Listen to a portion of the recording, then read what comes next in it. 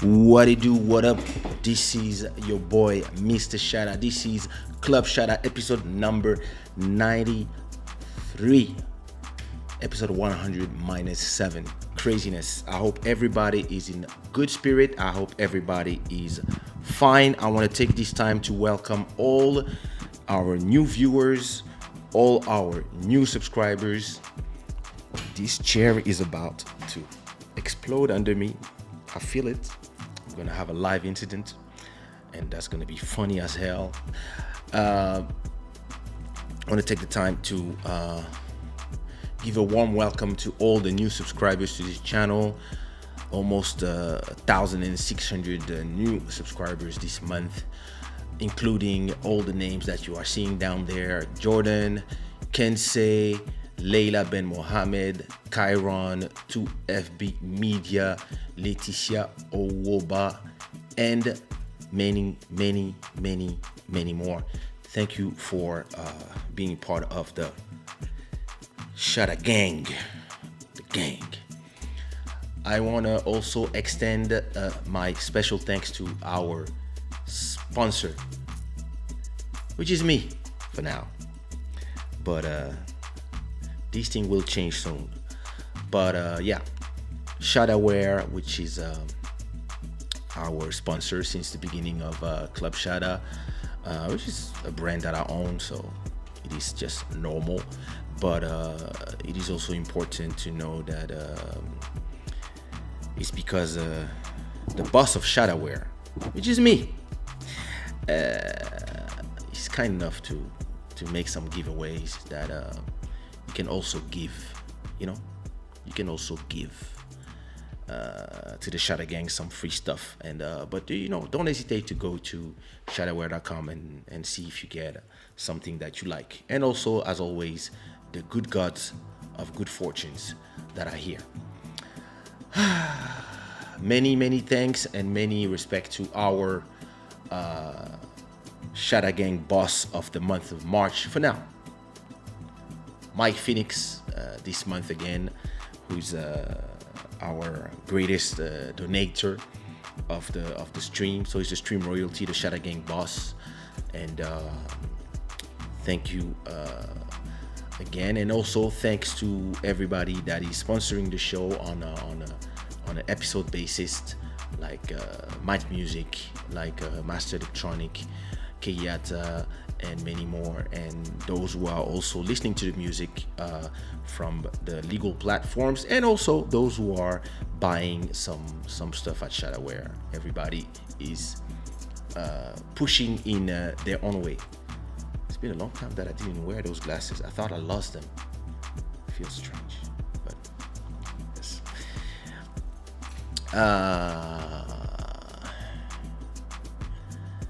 Mr. Bruno Rodriguez, I hope you're fine. I hope everything is cool down there in the south of Portugal.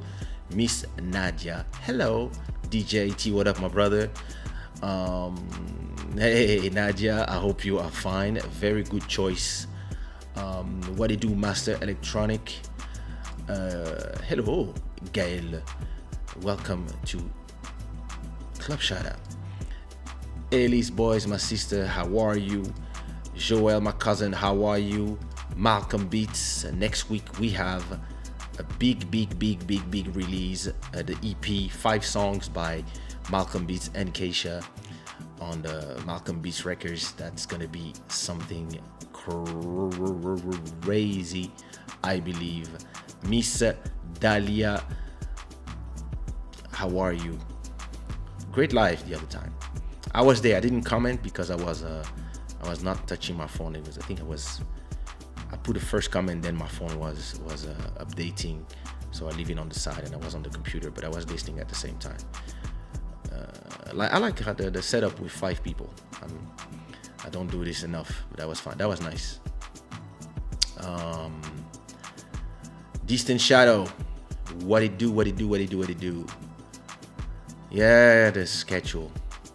It was hard to find the right time, I wanted to start at 10 p.m. Here it's midnight and 48. Everybody put the flag of where you are and what time it is. But yeah, the other time we wanted to do it at 2 p.m. here, but then it was too early to some.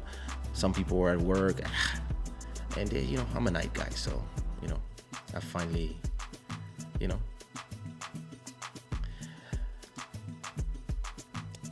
yep. Today we are celebrating every woman in this life. This is the International Women Day, but I mean,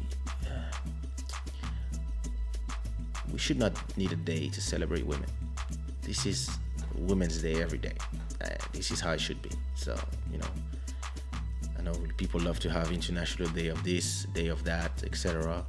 But we should celebrate women, the source of life, every day. Miss Tatiana, how are you? I hope you are fine. DJ Soñador, what it do, brother? I hope you are fine, and I hope you are ready for the release of my album that I will finish one day.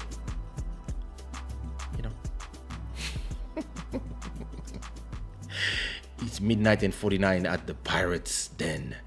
It's 1:49 in Sweden. It is 6:49 in the US. You see? So if I started at 2 p.m. at my time, it would be like morning for you. It is 7:50 in Canada. It is 2:49 in South Africa. I miss South Africa.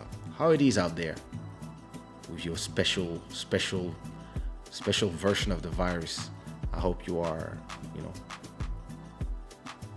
What you mean you have no flags on your mic? The hell?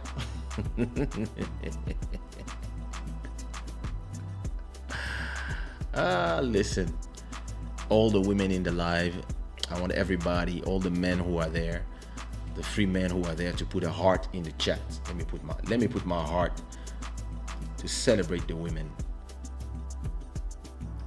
of the Shada gang. I wish you prosperity. I wish you love. I wish you respect always. And I wish all of you girls go put a like on this video, because we're missing a lot of likes. There's a lot of people who are not putting likes. So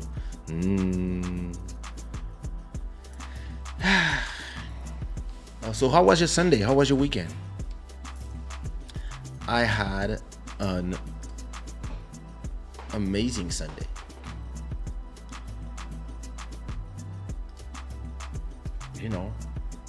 I had a great weekend, especially today. My wife had my wife had a photo shoot where she was doing the makeup, so I was alone with my daughter, and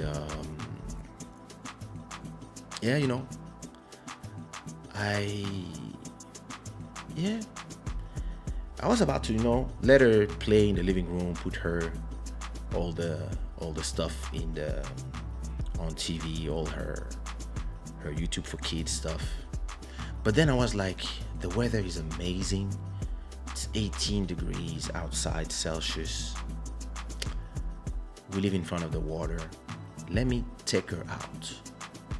And we just took an electric scooter, and we went to the other end of Parc das Nações, which is the neighborhood where I live, where they're building a whole new neighborhood in front of the water. So there's new parks in there, and there's places where she could play and she can run. And usually when I take her out, I try to do like 30 minutes, and then I'm just bored and I just want to go back home. But this time, I was on the phone and with friends, and I just decided to stay there with her, and we just, she run on the grass, she run in front of the water. We have a small beach. She ran there, then she was taking flowers in everywhere, and then she played a little bit in the the kids park. There was a lot of families. It didn't even feel like we were on quarantine. Things are so much better in Portugal. And after that, we walked 4 kilometers back home. I think we walked maybe not 4. We probably walked 3 kilometers back home, and then the last one we took another electric scooter, and we just finished home. Then we ordered some salad, and we eat together. And then she asked me to watch her stuff, and then I just got on the sofa, fell asleep. We woke up, gave her a bath. Then yeah. Then I stayed there chilling. Didn't want to work at all. I have to start really finishing my album, like deciding what date I'm gonna release it, and just decide if I do 40 songs or if I do 50 songs. If I do 40 songs, I have to choose how many of the new songs I'm putting in there, and how many of the songs that I've released in the beginning of the year I'm putting in there. Or if I do 50, it's gonna be the same thing, but I'm gonna put more of all the release that I'm doing weekly, because it's very interesting when you are doing an album and you are keeping some songs for your album. So you have like songs that you've been recording for the last 2-3 years that are unreleased, but at the same time you are releasing songs every week.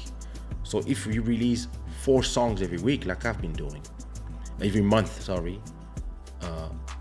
in 12 months, 1 year, you actually, so if you remove the remixes, the remix singles, you release something like 30, okay, let's do a conservative, you release 30 original songs every year.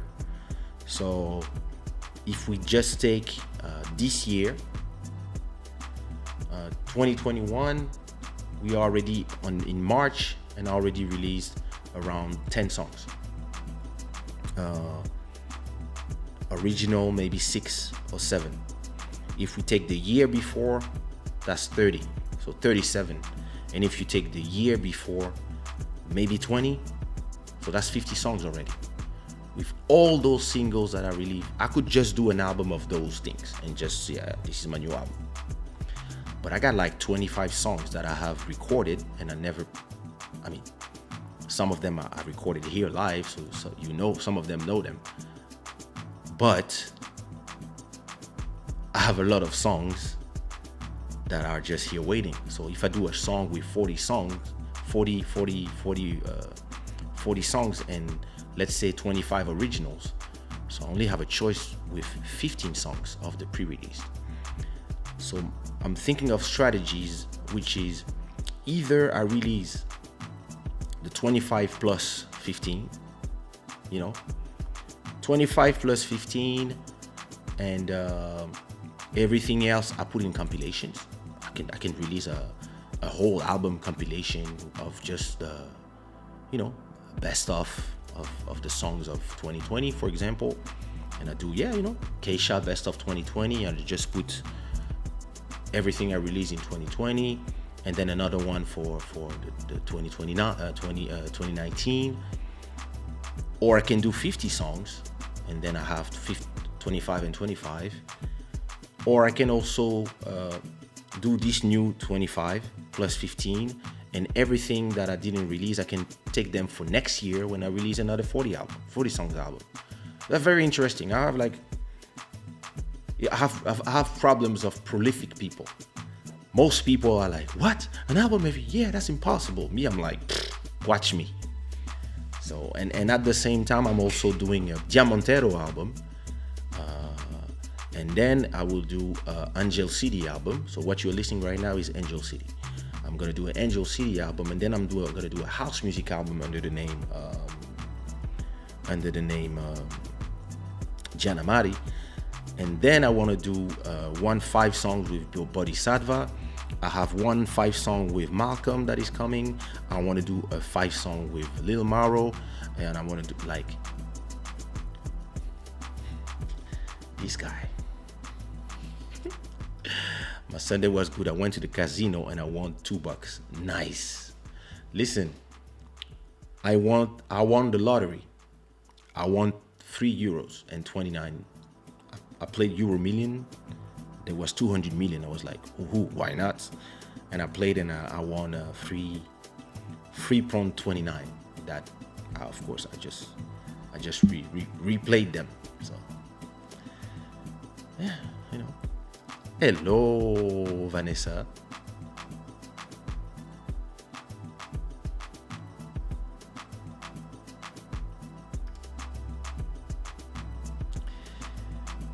Let me help choose the 40 or 50 songs for the album. Yeah, listen, they're all here. They're all here, so you can, you can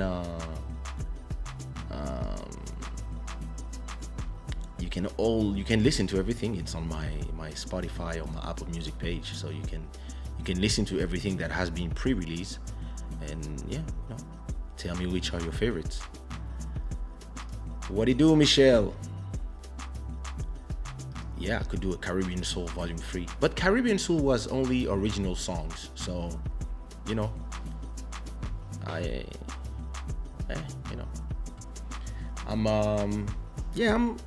it's interesting. It's some great problems to have, and the great thing about releasing songs every week is that you can even take your time to release your album, because it's not like you are not doing nothing. You have songs every week, so every week you have to promo, you have to start creating something, creating content, promoting, having people know about things, send it to the DJ. It's a lot of work every week. Plus you have 2 episodes of Club Shada, but then you have to cut them in small form for the people who don't want to watch a 3-hour show and want to watch just the snippets of whatever you deem editorialized for them, which I just did for the Jocelyn show. Everybody loved that show. It's very popular, lots of views, and it's very interesting. People are starting to get in touch with me because they want to do an interview on Club Shada, and I'm like, hey, it's not an interview, it's just a conversation. And a lot of people are now coming and say, hey, when am I invited in your show? And I'm like, well, listen, soon. Like, I don't have a schedule for now, but yeah, it's starting to. There's some people that are interested in coming and talk, so I just need to also decide who I'm interested in talking to, because there's some people that I have nothing against them, but I don't have questions for them.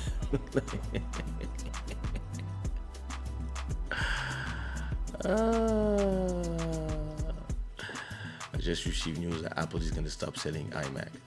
No, that's not true. They are preparing a new version, actually, a new M1 iMac. So an M1 iMac, then an M1X iMac. But me, I'm waiting for the M1X or M2X Pro, whatever they call it, iMac. No, the Mac Pro. I want to replace this Mac Pro. Actually, I have to clean it. Actually, it's making a lot of noise. It means that the fan has a lot of dust. I have to. Tomorrow, I'm gonna open it up and just do a full cleanup. That would be a nice vlog, actually. I still play Caribbean Soul. It was a great concept. Love it. Thank you so much. Yeah, Caribbean Soul was an amazing concept. It was between 2 albums, and yeah, it was great. And actually, I could do a Caribbean Soul without leaving my house. Just send a number of instrumentals to some artist, and 10 songs, and then add 2 more songs by me, and it's done. It's not hard. It's just that one of the problems I have, and it's gonna tie to what I want to talk to you about today, is my will, the will I have when it comes to work, the will like that I can instill to guys like Buddy, to guys like Makita, Lil Maro, people that are in my entourage. I realize that it's a will that some people don't have. Some people are unable to just come and and work as fast as we work. And it's hard to create a network of people who are like, and maybe because a lot of my friends are not of the internet era, we are people who entered, we've seen the internet being created, and it's not like the kids who are 20 today, they are from the internet era, they're born in it, so they understand the urgency of the internet. And me, I like to create a project, and I would love to say, hey, I'm gonna do a Caribbean Soul Volume 2, and I need 10 artists, but I need all my songs done in 2 weeks. Here are all the beats. You choose your beat. Every time somebody chooses a beat, I remove it from the list, I send it to him, and once everybody has their beat, I want all my songs in 2 weeks. And then you realize how people are. All these people, they love to complain that they're not making money, that there's no job, or they don't make money from the streams, they don't make money from YouTube, they don't make money from nothing. Oh, it's horrible, it's the fault of the government, the blah blah blah blah, the pharma, blah, the virus, oh, let us work, da da da da. But when you tell them, hey, let's work, let's create a project, let's do this project, after 2 months, you don't hear from them. And when you tell them, hey, what about the thing? This, yeah, bro, don't worry, bro, this, bro. Stop calling me bro and work. And you realize that those people have a tendency to not be able to work, and it's hard. And maybe what I should do is do this project with younger people, maybe people who all have microphones in their house like me, home studios, and are ready to just kick it. Because I have a lot of people that I send them a song, I send them an instrumental, or even sometimes I even send them a song where everything is done, and I just leave a space where you just have to sit on that space. You have like 12 bars. On these 12 bars, you have to write a verse and a hook. And let's say, and then you just put some here and there. Or if you're a rapper, you put what up, here and there. And you send them to me. You put them on my Dropbox. You send me all the tracks that you recorded, or if you want, you can mix them at home. If you already have your settings that you use, or you have your engineer, you just send me the stuff, and I will just put them in the track, and I put the mix, and I send to my mastering, and then we could do a whole album. Listen, I do a song every week. I have songs until the 26th of March already in the platforms, ready to launch every Friday. So do you remember when I had COVID, when I was in my bed, not being able to raise my finger, I was releasing songs every week anyway. I had like 3 months of songs in there. And when you are a workaholic and you are a prolific creator of quality content, you kind of sometimes you look at people and you're like, come on, like it's just a verse, like what you need to write a verse. But no, like, can we, let's think about the concept of no. There are 60,000 songs that come out every day. Our song is a drop in the ocean. If you take 1 year, if you take 10 days to release your drop, it's gonna be in the sea of 600,000 new songs. If you take 3 months, there's gonna be 6 million new songs outside, plus billions of tweets, plus I don't know how many photos, plus I don't know how many posts on, plus 400 hours of content on YouTube. 400 hours of content of YouTube uploaded every minute. 400 hours every minute.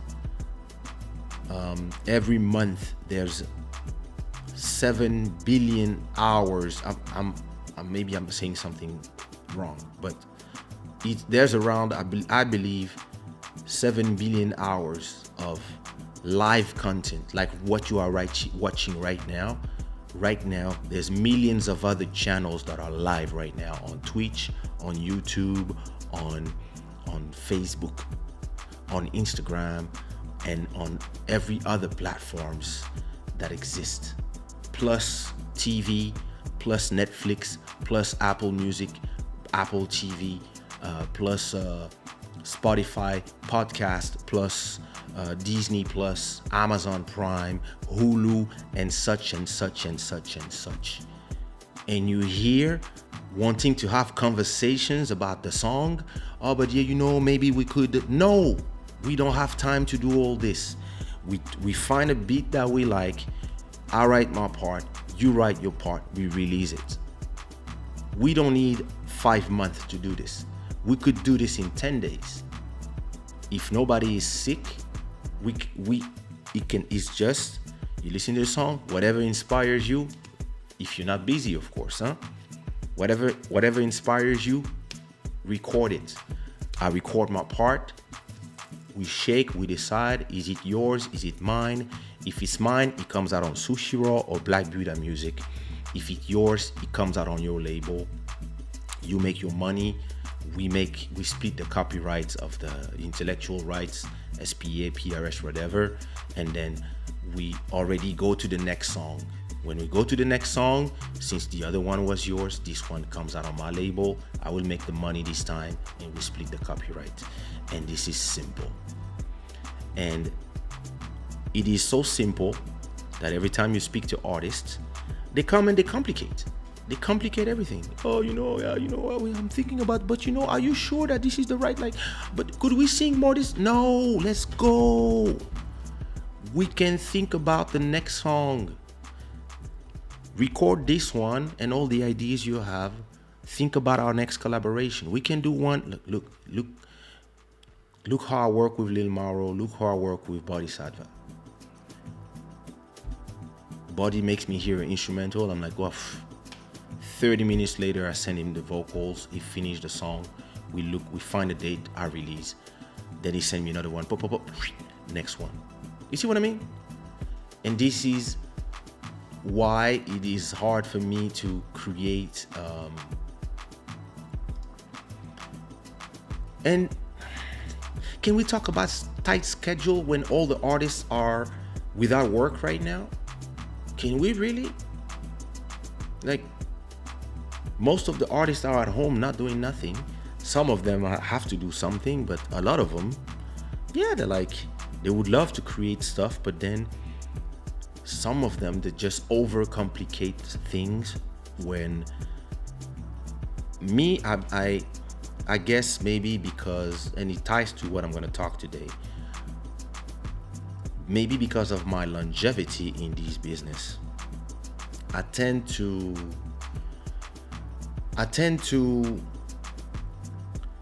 view songs as assets, and songs are pieces of art that I'm happy to do, that I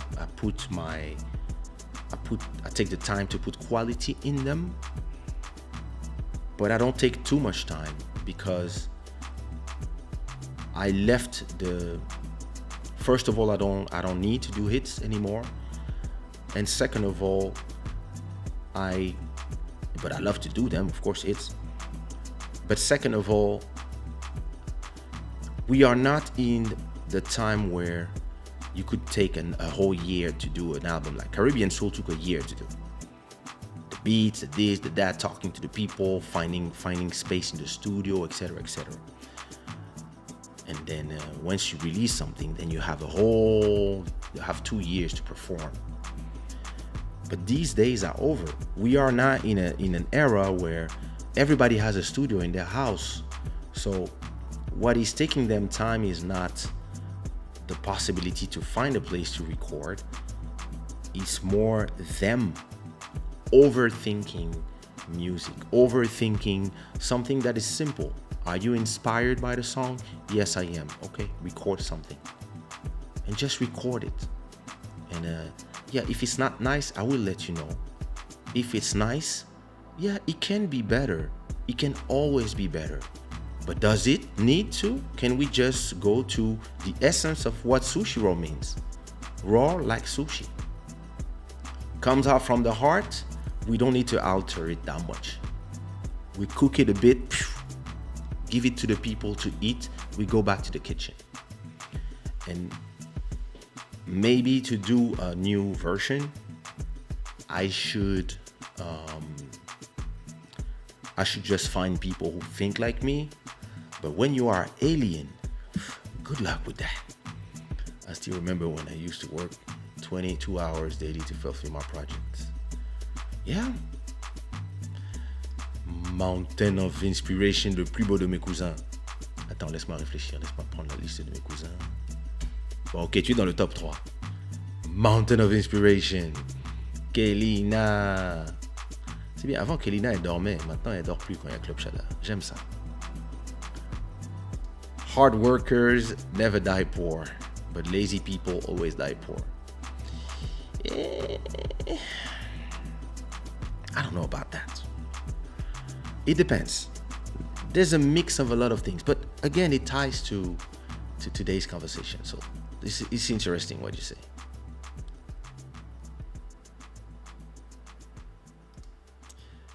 Trop de bogosité. Ah, mon cher. Nos mamans n'ont pas chômé, mon cher. Nos mamans ont fait leur job à plein temps. Ils ont créé des beaux gars. Hello, Liborio from Stockton, California. Wow.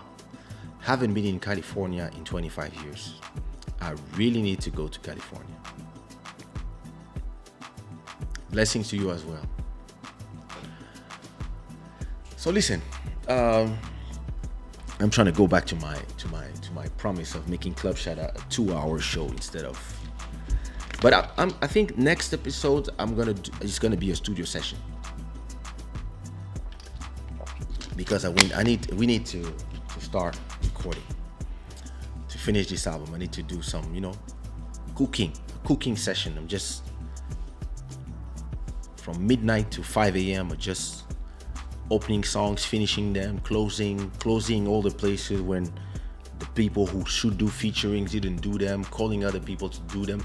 And it's the same thing, what is actually taking my album back are the people who have been waiting for 6 months. I'll do it. And then they just, I understand. Life happens to everybody. People get taken away by things, and then they say they will do, then they don't do. You send them messages all the time. They say, I didn't forget, and then they don't do. And at a point, they wake up one day, the album is out, and I either replace their vocals with mine, or I just call somebody else to finish the songs. And now they're like, oh, bro, you didn't wait for me. And I'm like, so, I just need to get to that thing where I just open everything and close everything, decide what is not going to the album, because there are some songs that I really want some people in those songs, and I don't mind, since I'm still gonna release songs every week. Even when the album comes out the week after, I will continue releasing, and then every time I arrive to 40 songs, 30 songs, I just do a new album. So I'm not in this, I have to finish. You see what I mean? I could even do Louis, I could even do a Caribbean Soul 2, just using some of the songs that I released last year and adding some new songs, 4 or 5 new songs. Like, I want to do some Kizomba compilation with originals. It's just finding people who understand my the way I work, and finding people who are able to work fast like I do. I have this track. It's a Brazilian funk, and I already sent the track to 5 Brazilian artists. I send them the track. They say it's amazing. All they have to do is put something in the first verse. It's like 12 bars, and every time they say they're gonna do it, and then they don't do it. And yeah, it's crazy because every time you speak to a new person and you see that a lot of people are not serious. They love to say I'm gonna do it, and then they don't understand that, yeah, words have a meaning. And I end up sending to my bro in Belgium, and I know he's gonna do it fast because I understand he has his studio. I mean, he works like me. And yeah, that's the thing with all these people.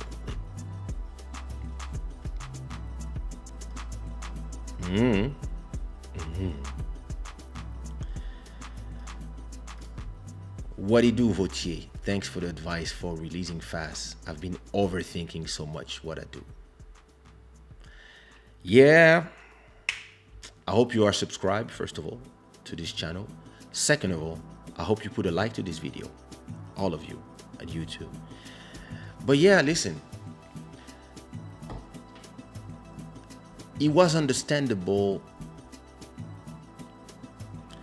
10 years ago, 15 years ago. But you have to ask yourself this question. Listen, me, I come from a time where that, let me see if I have photos. No, I don't. Well, listen, let me not go to photos. I come from a time that to record my first album, we had a studio with a Tascam tape with 16. It was eight tracks on the cassette, those big Tascam cassette, right? You had 8 track on one, and in the studio we had 2 tapes, 2 big Tascam tapes. So one cassette had 8 tracks, the other one had 8 tracks. So to record, you only had 16 tracks. And in the big studios, you could have like up to 48 tracks. And this was amazing, right? And we would record, first we would track all the beats, kick, snare, hats, etc. Then we would do the mix of the instrumental, or the pre-mix of the instrumental, right? Synchronize to Cubase. Once we have done all that, we would do a mix or a pre-mix of the instrumental in 2 tracks, okay?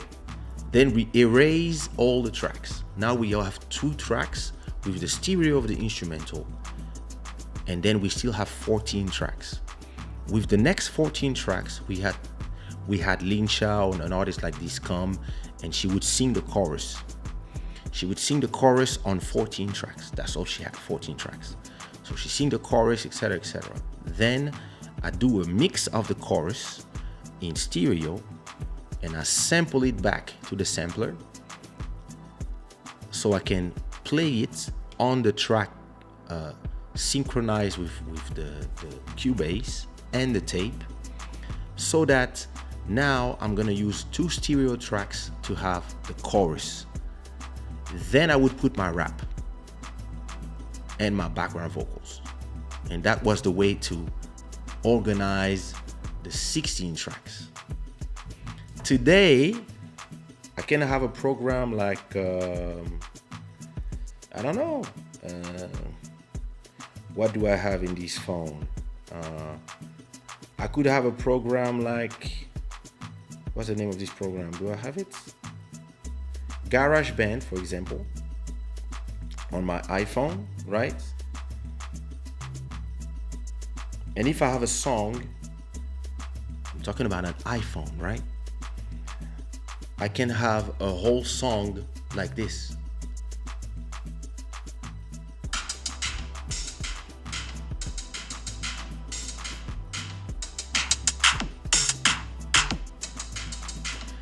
And then if I want, I can go to tracks.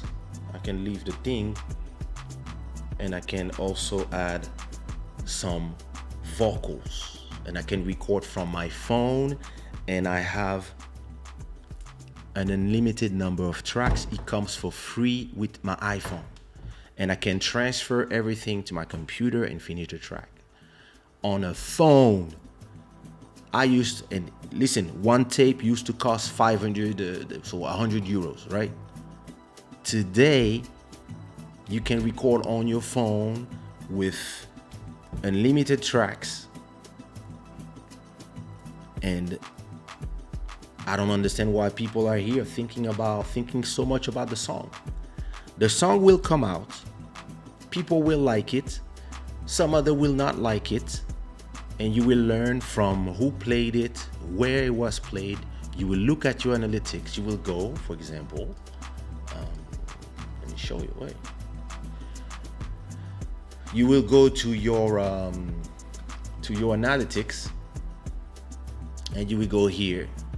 Sorry, and you will see who listened to your music, where.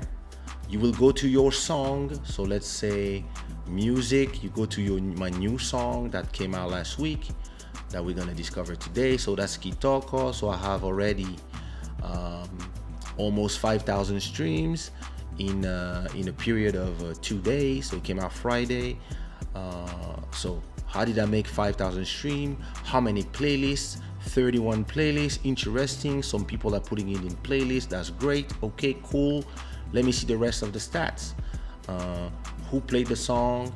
A lot of algorithmic. Some people Let me look at the countries. They played a lot in France. They played a lot in the Netherlands. They played a lot in Australia. Interesting. These are the countries where this song was played. 1,000 played in France, 400 in the Netherlands, 350 in the US, 324 in Portugal, Germany, Canada, Spain, etc. You're going to look at those things. You're going to look at the cities where the song has been played, and you have an idea of how your song made. And then you can go to the next song, right?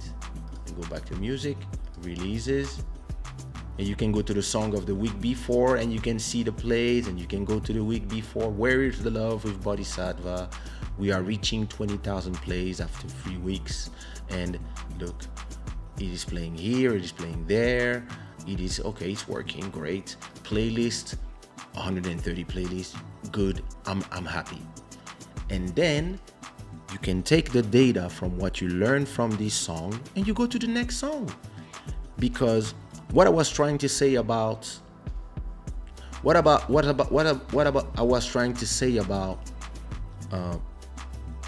how much it costs to do my songs back in the 90s. Just the tapes was 100 euros. The studio was 1,000 euros per day for 6 hours. Then you had to pay somebody to mix them. Then you had to pay somebody to take your vocals. Then you have to pay somebody to track. Then you have to pay somebody to do the mastering.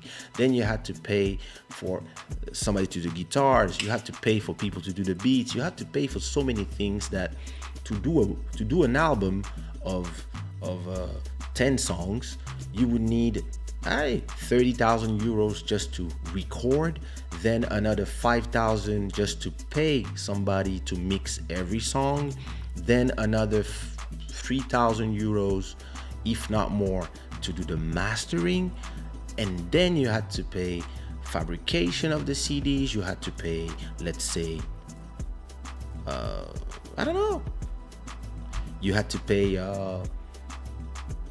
2,000 euros to print 1,000 CDs. Hopefully you would sell those CDs If you sell those CDs, then you can print some more with the money you make. You pay to print some more, and you have to be careful to not print too much, because if you print too much and you don't sell them, now you have stock that you don't know what to do with, etc., etc.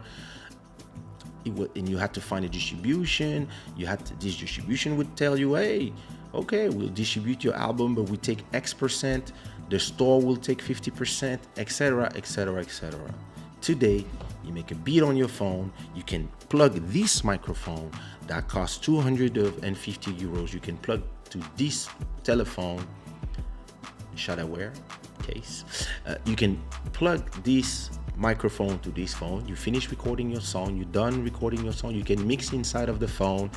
You send to a mastering online. It's gonna cost you 100 euros per year to have unlimited masters. You upload your mix, it will sheet you a master. You take that master, you upload it to a distribution, your song is out after a week. And then you look at the stats, and it cost you what today to record a song? Right here, look, I invested, okay, I have invested a lot of money in my studio, right? But let's take if I was starting from zero and I only had, I don't know, 2,000 euros, I would buy an iPad to have real estate in the screen for 1,000 euros. I would buy a microphone, that's a 250, and maybe a screen, that's another 250, and I'm ready to cook.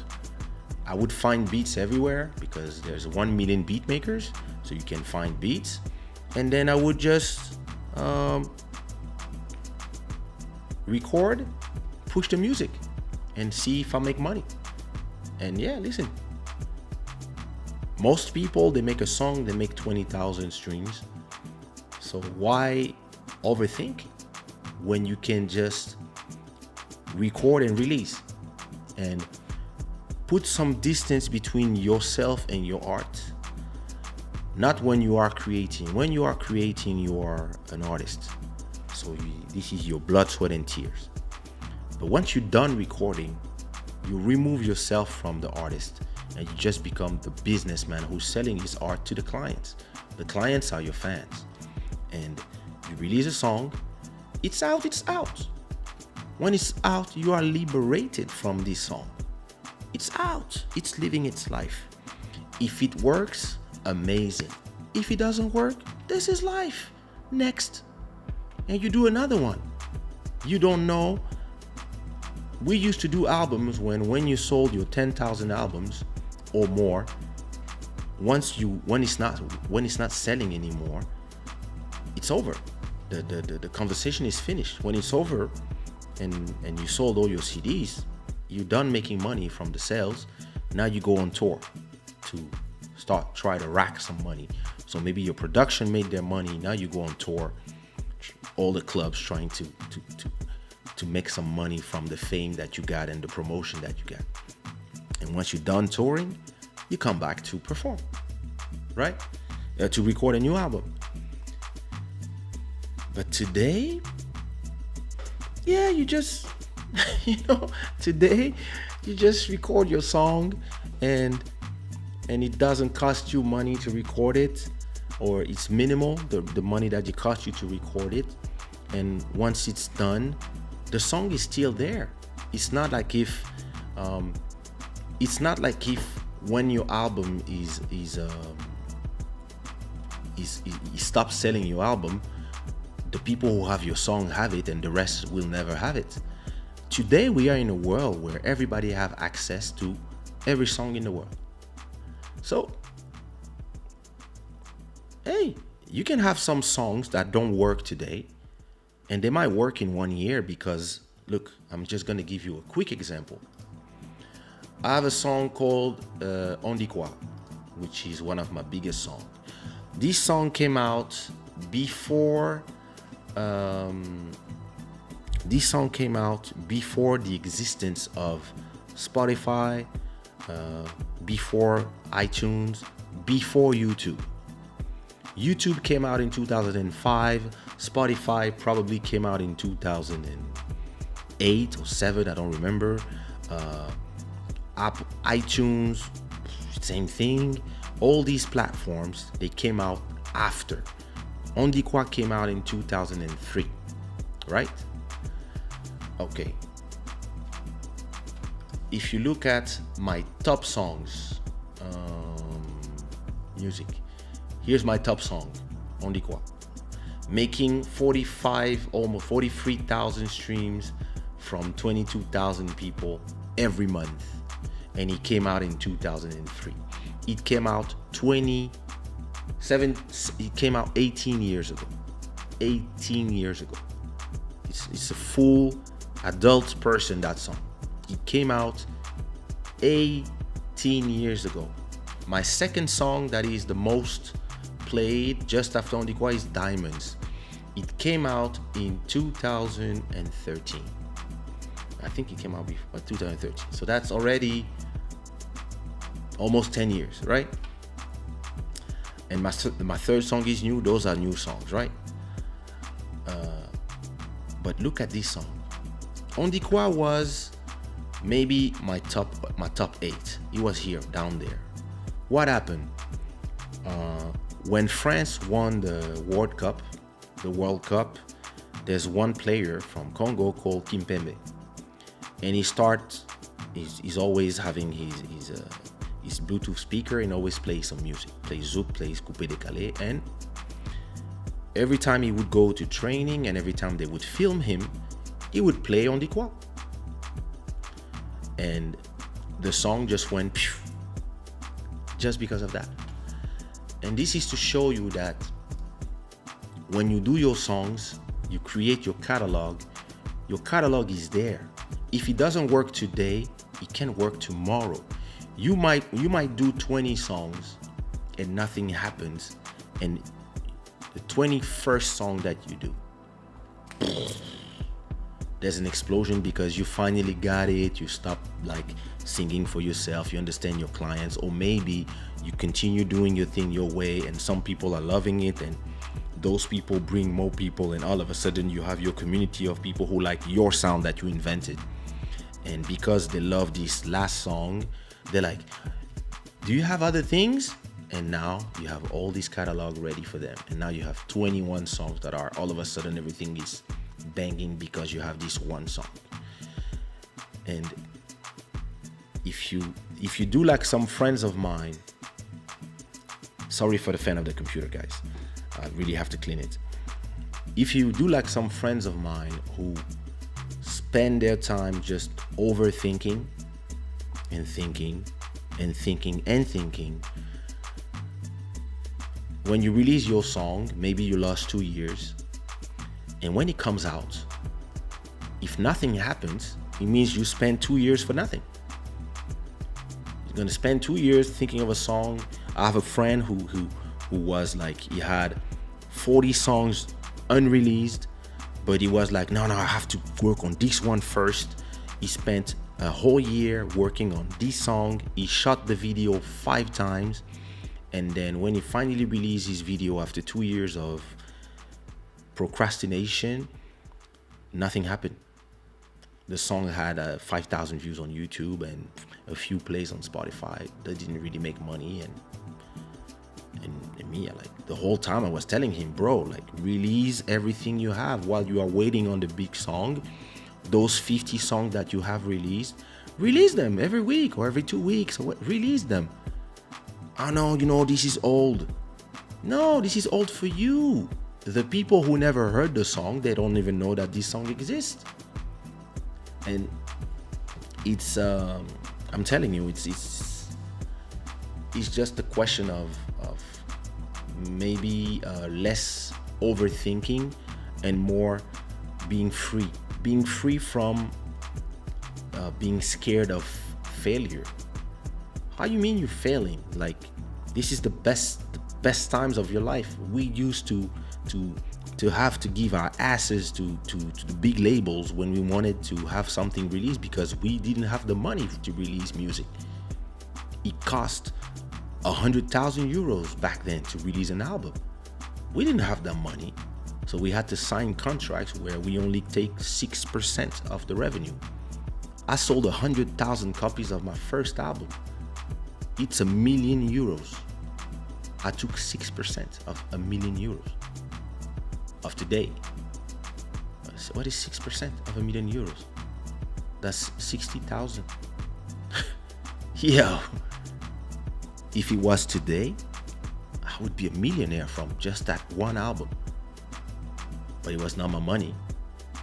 Today, you guys have the possibility, I mean, me too, to record at home, to do some live stream where you are presenting your work. You have all these tools. You have YouTube channels, Spotify. You can do so many things to you can do so many things to have your art promoted. You have Instagram. You can cultivate your followings, and all you have to do once you have people who like you is to release music. And you guys are here thinking, niggas, rent ending. I love my intros. Now I fully understand the concept behind Sushi Raw. Brilliant. Thank you so much. It's not a name, but it's also a life work philosophy. Yeah. Cousin, I think you know me for a long time. You know my father as well. I think you know me since I was born. As I know you since you were born. With me, nothing is random. Nothing ever. She does have an amazing one. Actually, she sent me a message. I have to listen to it. I have to work with her on her new project. A lot of these apps are sweet. GarageBand is old and Fruity Loops. Yeah, listen. GarageBand works. To me, you know why I like GarageBand? Because I work on Logic on the Mac. And everything, GarageBand is like a mini Logic. So you can start working in the plane on the beat, and you can send it from your phone directly to Logic, and then you finish the beat in Logic. That's why I like GarageBand. But you have a lot of other programs that you can use. That is true. I was listening to Damian Marley the other day. That's exactly what he said. Produce music, make it available ASAP. Streaming has made life easier for artists. It has, and at the same time, most of them are lost because they don't realize how easy it is, and maybe they are at the same time. They might be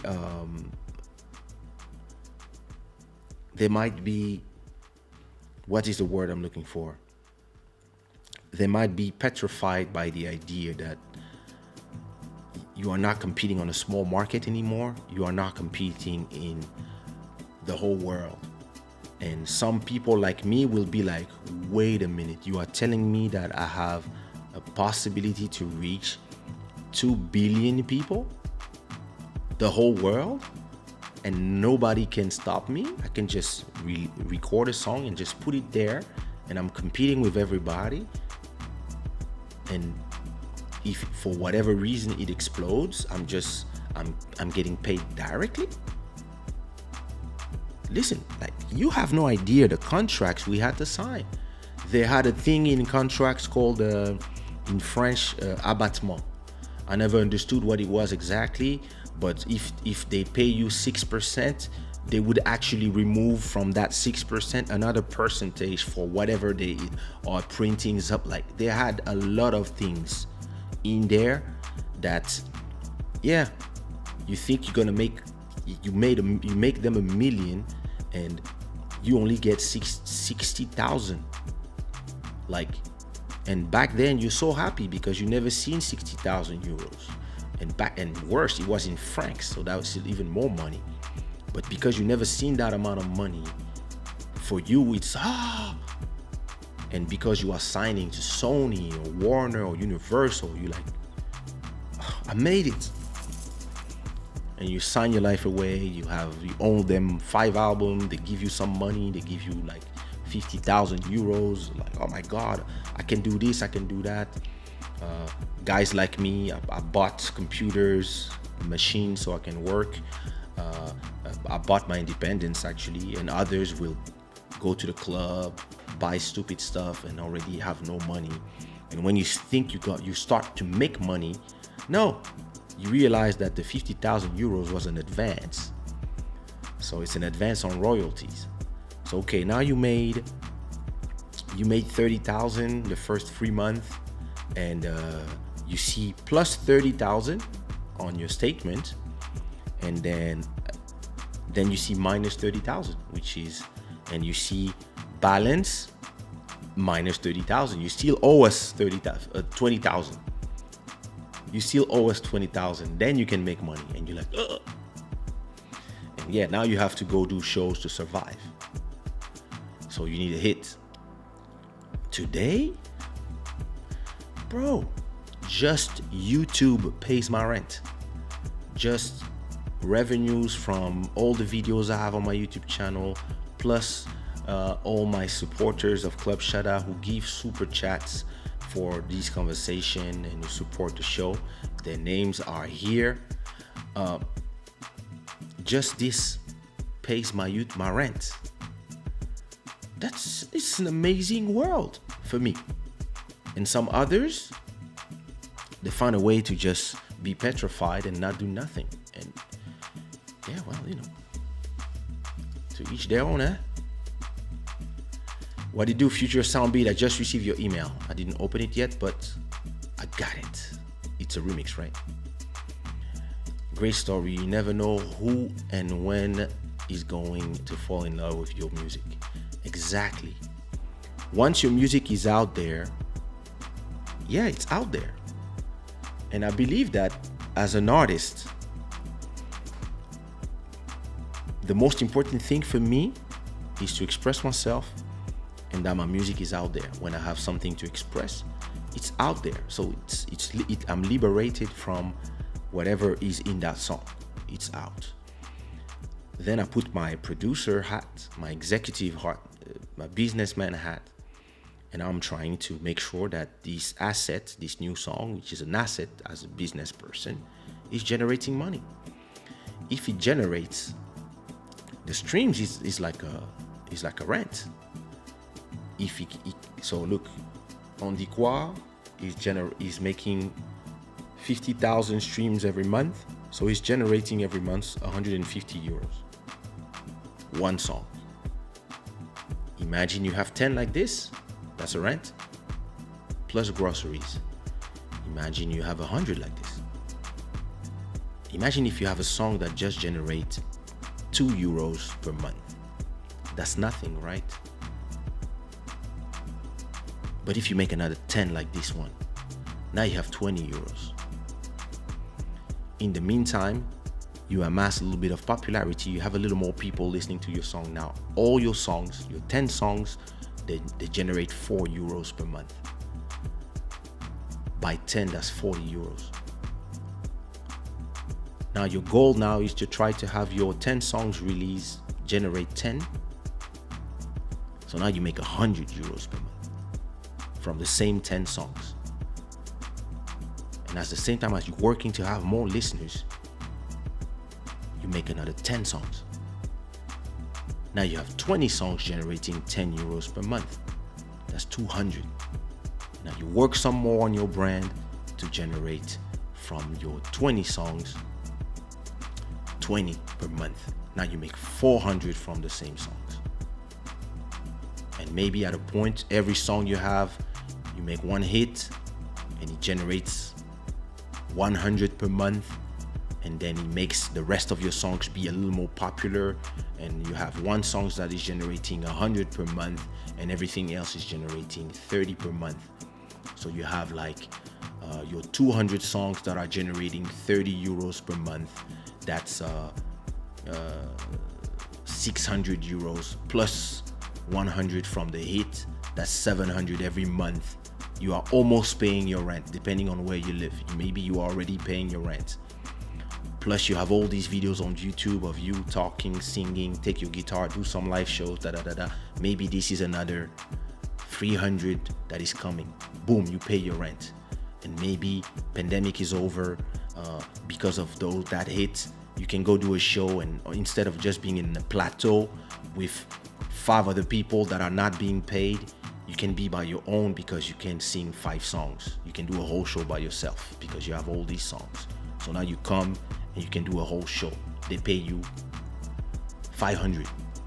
You make 1,500 per month. You're good. You pay your rent and you can do 1 show or 2 at 500. So if you do 2, that's 2,000. If you do a month with 4 shows, you make 3,000 in a month. You're good. If your rent is 1,000, when you make, I don't know, in 2 months you make 6,000, you take 4,000, you pay all your rent for the next 4 months. You're stress free. Since there's no stress, you go in the lab, you cook some more. Now you have 40 songs. Now maybe you're popular and a little bit more. Maybe you have 10 songs that are generating 100 and 100 and 100 and 100, and you have now 1,000 that are made by 10 songs and a bunch of songs that are making between 25 and 50, and you have more or less 2,000 that is made from your little catalog of 50 songs. You have now 2,000 that is made every month. You don't have no more stress in paying your rent. And sometimes you do a show, it's cool. When you don't do a show, you're good. And when there's a pandemic like right now and you haven't performed in a whole year, like me, you don't care because you make 10K every month from Spotify, YouTube, all these things, from your content.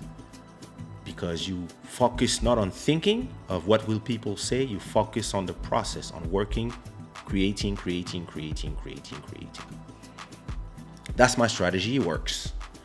Some people, hey, listen, if you are shada and you can release 1 album and sell 10 million, yeah, you can do an album every 10 years. It's really, it's understand who you are in the world. You see what I mean? Yeah, that's the club shada, man. My perfectionist side feels this. I'm learning to just let go. Sometimes it's difficult. Yes, Nadia, letting go. And you know, for me, the solution, because I was just like everybody, yeah? I was anal with my music. The solution for me was to distance myself from my art. And for this, I accepted that it's not just art, it's also business. And because it's art and business, I have to also look at it from a business point of view. I have to go look at the numbers, how much views I can make. Like, you need 1 million streams on one platform to make 3,000 euros. 1 million streams. So how much streams your one song will make?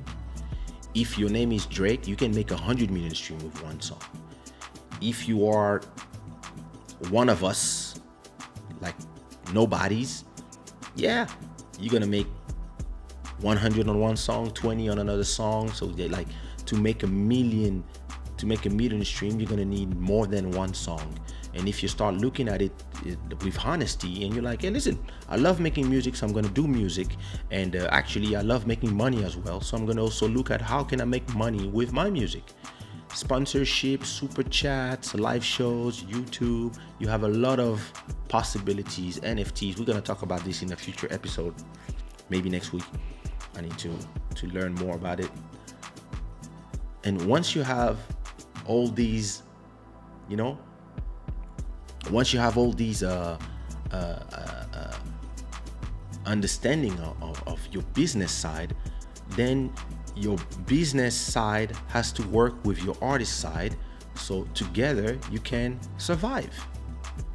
Because out there, listen, some people come to me all the time. Yeah, you release too much music, people don't have time to whatever, I say, listen, people forget everything now. Like, they wake up, they look at this. Who here remembers who can say Not the first. Who can remember the first photo they saw this morning on Instagram? Every day you look at 100 photos. Every day you look at how many tweets, how many videos. This is the world of today. Content is created and then forgotten. People look at something, then they've gone to the next thing. This is the world of today, whether you like it or not. So you actually have to understand that and we are actually talking about today's subject, longevity. If you want to not burn out with this, you have to have a business strategy and not just the artist strategy. Back then, yeah, you could be an artist and not care about everything else and have a horde of people do it for you. Today, what you are not doing, something else is doing. While you are here thinking about, oh no, but the angle, no, just, wait, yeah, no, wait,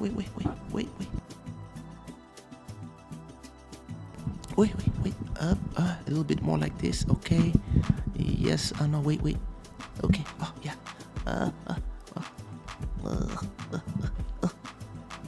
black, red, no, wait, I prefer like this, green, no, maybe, or maybe,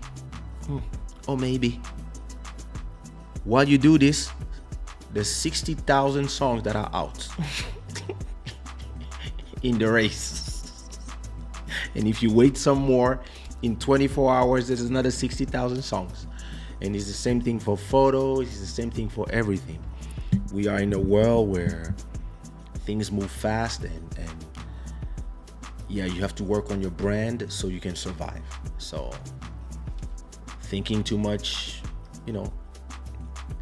Et Kélinus, fan avec moi aussi, je suis ton fan.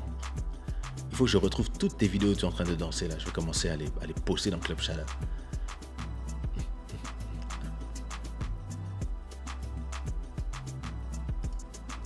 That is true. Patient and, like I say, being distant from your own work helps as well. Or having people who are able to be distant for you, you know. You do the work and then you let people take care of the rest.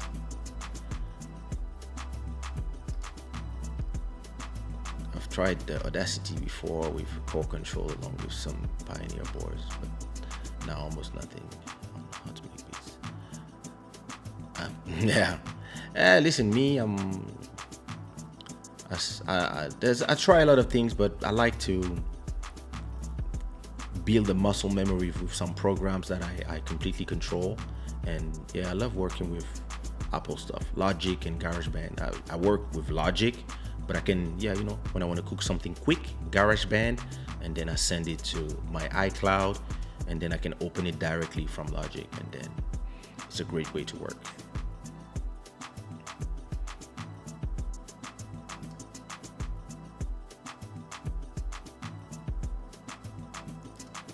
Let me refresh my brand and frequency, bro.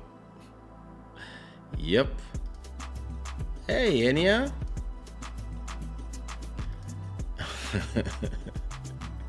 Listen, I'm glad I can help. You know, I'm glad I can help.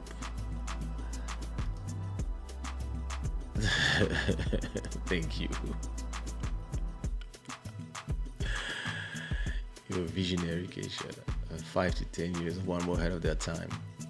I used to be scared of this, but now I understand it and I believe it, and this also helped me with a lot of frustration that I used to have about this whole business of music. Listen, when you do a song like Telephone in '98 and you listen to songs in 2021 that still sound like Telephone, and you're like, oh, they're doing this now? I used to do this 20 years ago.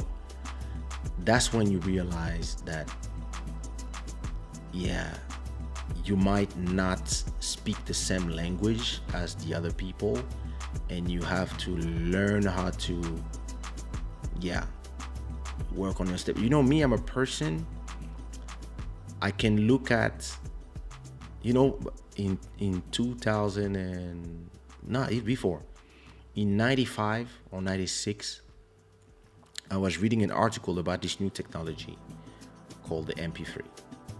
So you could take a WAV file, a master that is 40 megabytes, and turn it into 128 MP3 that would be 3 to 4 megabytes. And then, okay, that's a great article. And then there was another article about this new technology called ADSL that would take the speed of the internet from 28,000 bots to 200 MIPS. And then there was also this technology that would be developed in 5 years, 10 years, that they were called fiber optics, that instead of the internet going through the copper wires of the telephone, all the CDs were working on fiber optic cables so that the internet could go 10 times, then in 5 years 20 times, and then in 10 years 100 times faster than in 1996. And a lot of people were reading this as two different articles. Me, I read one, I read the second one, I did this, and in 1 second I said, oh, CDs are dead. But CDs were only dead in 2010. But me, in 96, I was like, CDs are dead. So when I did my first album, I sold 100,000 and I was super happy. But when I did when I was on my third album, I was only selling 25,000. And soon as iTunes, CD copier, and soon we were in 2002 and 2004, and everybody had free internet. I mean, you didn't pay for the bandwidth, you would just pay for 29 euros, and part of the cable you would have unlimited internet at home on Wi-Fi, and you had applications like Napster, iMeme, and all these things. The CD sales went from 100,000 in the 90s to 10,000 to 2,000, and then there were more people listening to your music, but they were pirating it, and CDs were dead. And where everybody was trying to sell CDs, me, I was like, okay, it's time to sell shows. And I was like, okay, yeah, pirate my music everywhere in the world so I can have more and more fans. And I would even, I don't know if you remember that time, I would do on kaysha.com/Goldorak, that was the special link, that would be a free song. That's how I would create my hits. I would put songs, when I wanted a song to become a hit in Portugal, in France, in everywhere, I would put a song in that link.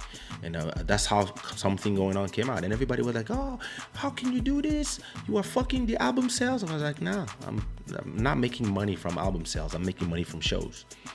And that's how I became the first artist on iTunes to sell 100,000 streams. No, not streams, downloads. And then when I saw Spotify arrive, I was like, uh-oh, downloads are dead. It's gonna be streams.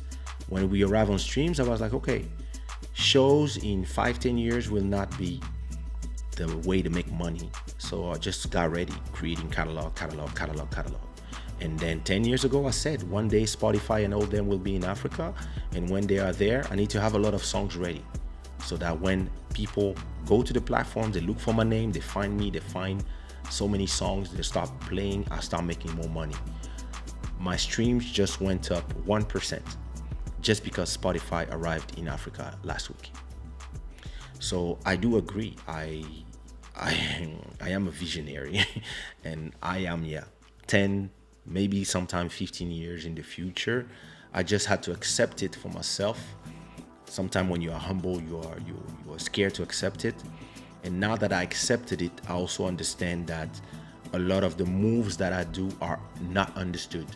When I started doing singles with Vandame and some other artists, everybody left my label in 2008. Everybody was like, oh, we want to do album, he wants to do singles. I was like, yeah, you're free to go. Everybody left. So I only had Vandame, myself, AC Jordan left in Sushi Raw, and everybody was, and everybody was laughing. Everybody was in France, ha ha ha ha. The kingdom is dead, etc., etc. And me, I was like, all right, we speak in 10 years. Today, every artist calls me every day. What can we do? Kaysha, do something, save us. And I'm like, you have to do 100 songs. How we gonna do 100 songs? I don't know. It took me, it takes 4 years. But can you find a solution that's quicker? No. You had to do what I did in 2008, and you could be fine today. Yeah, there's a pandemic, and if you had the number of songs that I have, the pandemic would have no economic effect on you, because you own content and people are stuck at home. What they do when they're stuck at home, they watch YouTube videos, they go on Spotify, they listen to music, and they eat, they get fat. That's what they do because they're stuck at home. And most of these people, when they call me, I still hear them laughing at my decisions of becoming a digital label, of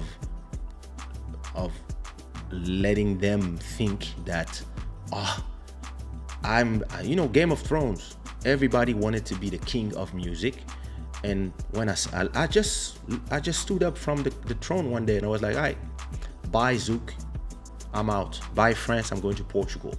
Ha ha ha, look at him, he left, he went to this poor country because he don't have money anymore. I arrived in Portugal from 2012 until 2015. I was releasing one compilation every day. I was doing a lot of singles. I was doing a lot of content, vlogs, videos. I was just like, I was doing all this. I knew nobody. I had no friends here. I just was living me in front of the beach, and I was just creating content. When I was done creating content around 2014, 15, 16, 17, I was paying my whole rent of the whole year in the richest neighborhood in Lisbon. I was paying the whole rent in 1 month. The whole year I was paying with one month of content. All this because of vision, strategy, trusting your vision. A lot of people don't trust their vision. It comes back to what sorry, I forgot his name. Who was it? What's his name? Vautier. Louis. What Louis was saying is sometimes it's just the fact that you don't trust yourself. When you don't trust in yourself, you don't trust in your ability to reach the 10, even if it's just 10 people, you don't trust yourself, so you're scared of releasing new music. When you stop being scared and you just understand that, listen, every time I do a club shada, I don't know how many people are going to be there. Already 250 people. That's beautiful. But every time I start, I'm like, maybe there's going to be nobody. And if there's nobody,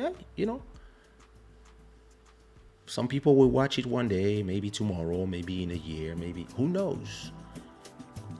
As long as I know that what I'm doing is significant to one person, 2 person, 10 people, I'm just doing it. You see what I mean?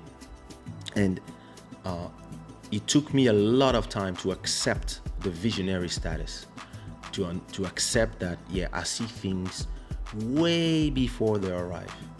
And I used to waste a lot of time talking to other artists who see things only 10 years after they arrived.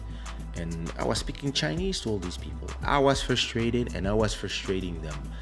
And this is why I love having my little corner of the world, of the internet, where I can put my dent in the universe by talking to people who understand me, who are interested in what I'm saying, and those who are not, they don't have to stay here.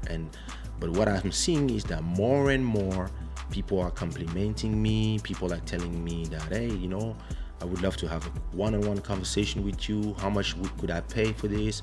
How much would it cost for you to come to my company? And people are starting to trust what I say because I I use YouTube to become my platform to say the things in my little island. So all this is part of my creations. You see what I mean?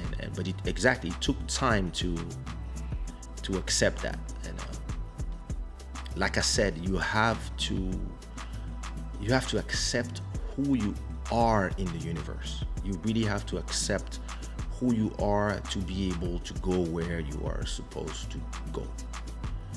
We're still waiting for deliveries of my new sound card, and I will be releasing my song every Friday. That's the thing. Yeah, go ahead, bro.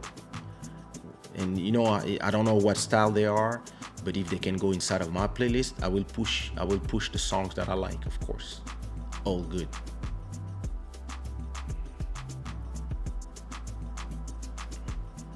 Whee!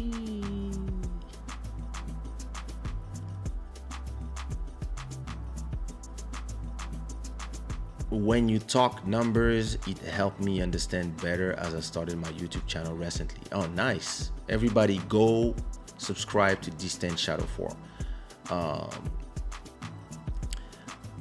I know more of what I need and how to get videos up. Yeah, listen, YouTube, I have to do a whole video about the YouTube game because I learned a lot.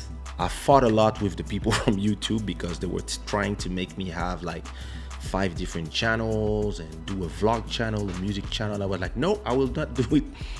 And now I talk to my YouTube managers, and they're like, yeah, maybe you were right. And me, I was like, nah, you have to give me these tools. You see what I mean? It's the YouTube game is very interesting. That could be a great video. Like, I have to write it down somewhere. Let me write it in my notes of the subjects that I have to talk about. Where is my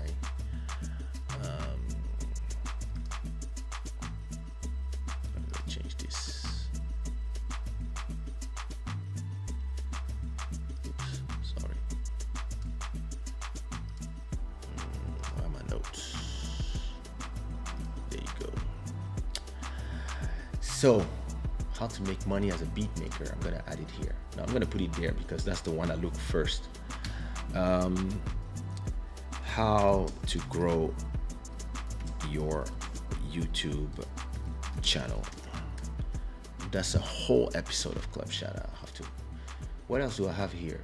Evergreen content, no experience a day, crypto art, the rise of the cyber socials, born on the internet, differentiation is key, bad breaks, television and advertising, how to get respected in the music business, don't stop going forward. I have a lot of subjects that which, damn. That's cool. I know I'm not out of things to talk about, and the great thing with Club Shada is that you guys are always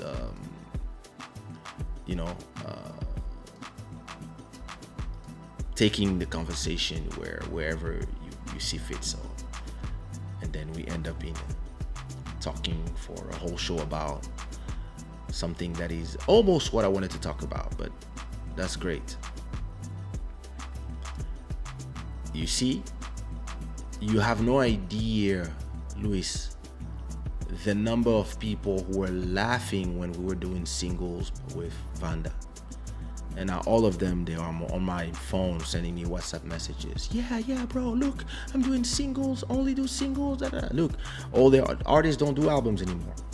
And me, I do albums for a different reason than what people think. I do them as collection of songs. That's it. Which it is, you know. Hello, Emmanuel. People will come, they might come late, but they will show up. Indeed. Hi, Heather. How are you? Oh, Lil Maro. What it do, le bro? Plopper, fluff. Plopper, flopper. Okay. Plopper, floppers is the channel. All right. Well, we'll check it out. You can send it to me as a private message on Instagram so I don't forget, or by email, kaysha@kaysha.com, so I can check it out. Longevity to you as well, my bro. So listen, before I continue, because I mean we are talking about longevity actually, but before I continue, I want to first present you my new single that came out Friday. So yeah, this Friday. And hey, Alfonso, new subscriber, welcome to the Shada Gang. And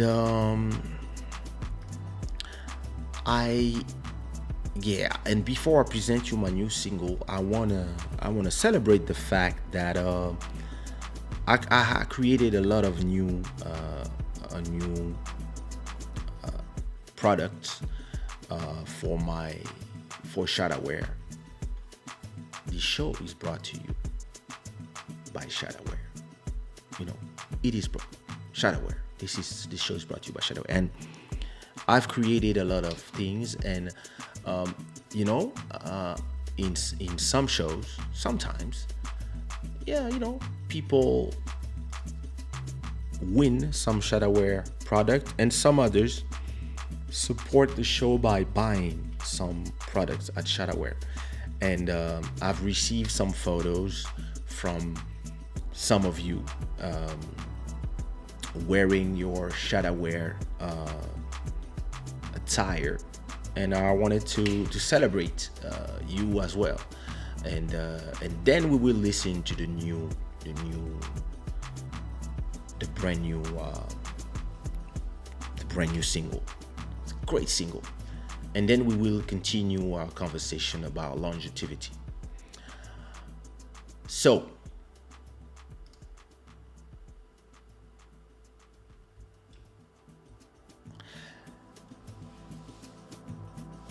La Baronne Emmanuelle Etienne has received her Queen t-shirt, and she sent me this photo. I posted it on the Shada Wear Instagram, and look at her in all her black beauty.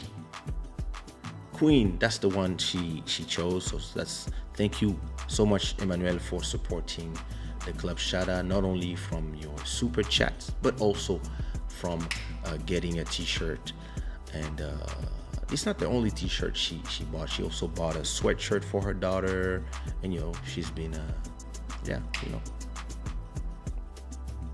that's beautiful.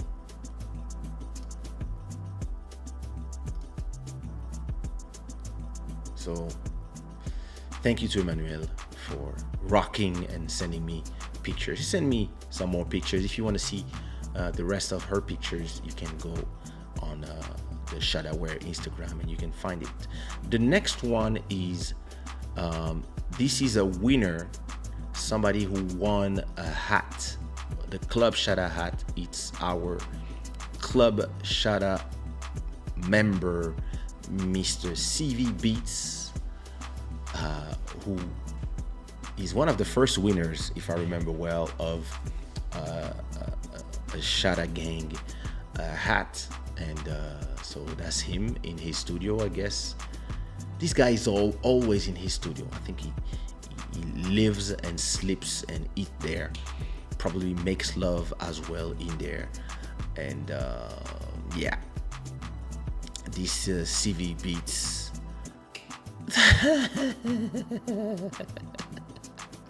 Do like me, you get a XL, so your body is comfortable. So good, bro. So yeah, this is Mr. CV Beats.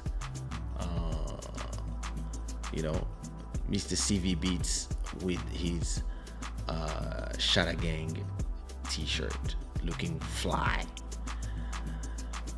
The next one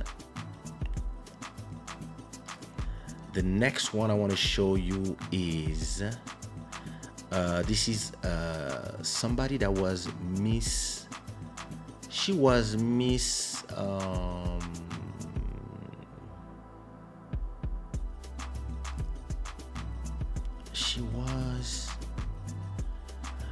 she was some Miss Congo. Maybe I don't remember, but she won a contest in Congo. Her name is Jessica Bosekota, and so you can find her on Instagram. She's an influencer from Belgium, very famous in Congo and Belgium, and she was actually my dancer in the music video Glorious Beautiful, and she is wearing my Africa Future Culture t-shirt that you can find in Shada Wear. So Africa Future Culture is one brand that I've launched, and I have like 7 different versions of this Africa Future Culture that you can find on the website.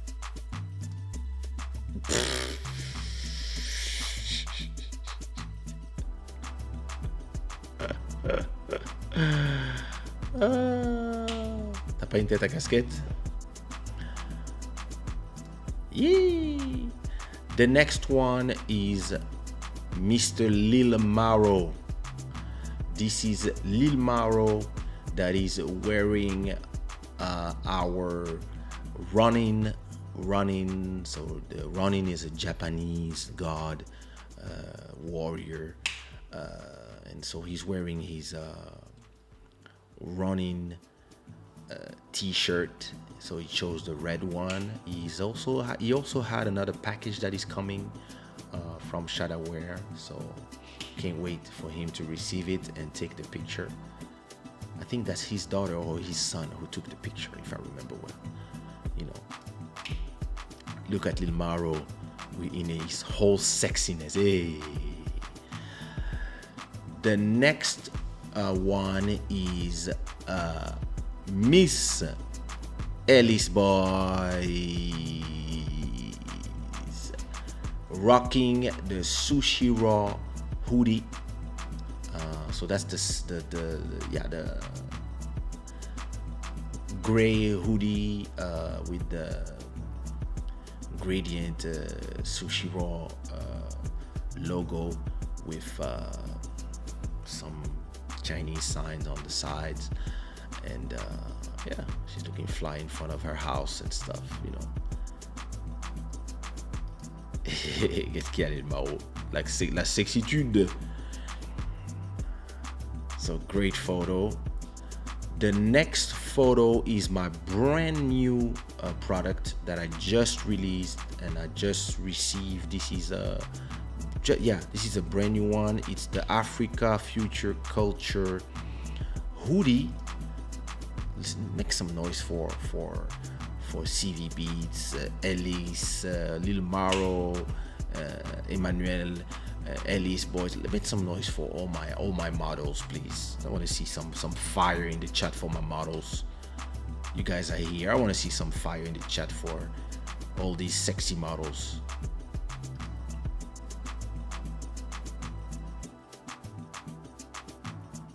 Look at all these crooks. Look at these crooks. The next one is the African Future Culture hoodie, premium hoodie that also comes with the sweater pants. Sweatpants, we said. So look at this model. Look at this. Instagram colors and stuff, you know. So this is the Africa Future Culture hoodie with you know, it comes with the joggers and stuff. So, you know, yeah, you can put some fire for me. I accept the fire for my sexiness. Yeah, double fire for my sexiness. I do agree. Yeah, a lot of fire for me, for all of us. The next picture is again Ellis Boys at work. It's at work, right? I think it's at work. Wearing another Sushi Raw t-shirt. Look at this style. You know when somebody has been a dancer, you can see in the attitude, the stature and stuff. You know. So yeah. Dope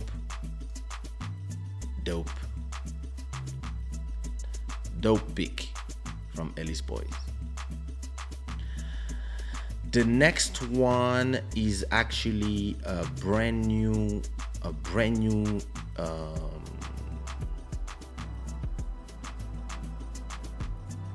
lol. The next one is it's a brand new line that I'm launching, which is it's all the same site. It's all in shadawear.com, but it's shadawear for kids. And this is my daughter with her stylist wearing the Africa is my DNA jeans denim jacket. And this is not printed. This is all embroidery. So it's all stitched. And yeah, Africa is my DNA, Shadawear Kids. So, and me, I'm wearing the sushi raw with the original logo. So that's and the sushi raw and the Shadawear sweat joggers. So yeah, that's a nice one as well. So yeah, my daughter was modeling for me. The next one is our own Tatiana Said, who is the last winner of she's the last winner of the latest giveaway, and she won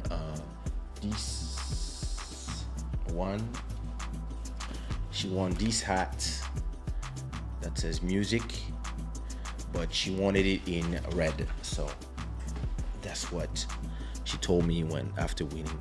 So yeah, that's our own Tatiana, looking cute as hell. And she actually received it super fast. From what it was last Sunday that she won, and she received it like a few days after. So that's nice. Some fire for our baby Tatiana. Hey. And I'm starting a brand new line of bomber jackets. I just did the first one. So it's funny, every time I start a new line, I always start with the Zaire. There's no reason, but that's the brand new. I'm gonna do the flags of every African countries in bomber jackets. So I'm gonna start as always with the Zaire, then I will do Congo, then I will do probably as people ask them, Angola, Mozambique, etc. And yeah, I will do a giveaway of maybe in the next week. I will do a giveaway of one of the bomber jackets. They are worth $100. So and they are great quality. I don't know if you saw them already. I wore some. I don't have, but they are in the. I have to remove this. Wait. Let me get one just for you to see the quality. Let me just get one.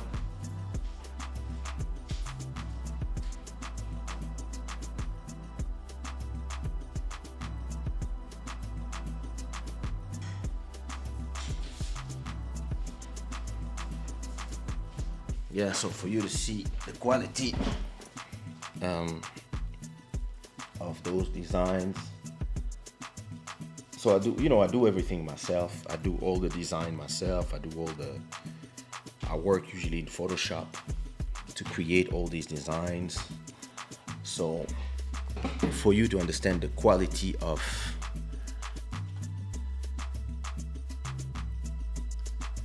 when will you win? I don't know, bro. when the Nightbot decides. So this is the quality of these things is amazing. So this is my one of them. You have to look at the quality of the design. It's really amazing. I love designing those. And they are very light, so they are great to wear just before the summer, or maybe when it's late night. So I'm gonna do those, but with African flags. So that's, I think this is an idea. You know, there's a lot of T-shirts, but nobody had that idea yet. So I already have the Zaire one. I probably send it to one or two big artists like Fali Pupa and some others to wear just for the promo. And yeah, I will give away one for one of you guys. And you will tell me what country, I mean, the winner will tell me what country he wants or she wants. And that would be my next design. So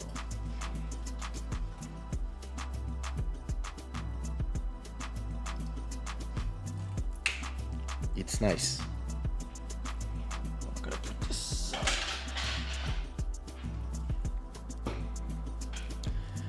All right. So yeah, that was the update on Shada Wear, and thank you to everybody who bought some Shada Wear. Don't hesitate to go take a look in the store and buy something. And for those who won one, don't hesitate to send photos. I'm still waiting for the photos from Julie. I'm still waiting for, I think that's it. It's only Julie and some other people who just bought. I think I saw in the system that Rosa Fly. Thank you, Rosa. She bought a T-shirt, a Club Shada T-shirt. So I can't wait to receive the photo as well. You know, that's cool. Yeah. Shada Wear Army. So now that we're done with the clothing, I want to talk to you about two compilations that just came out on Sushi Raw, because last week I released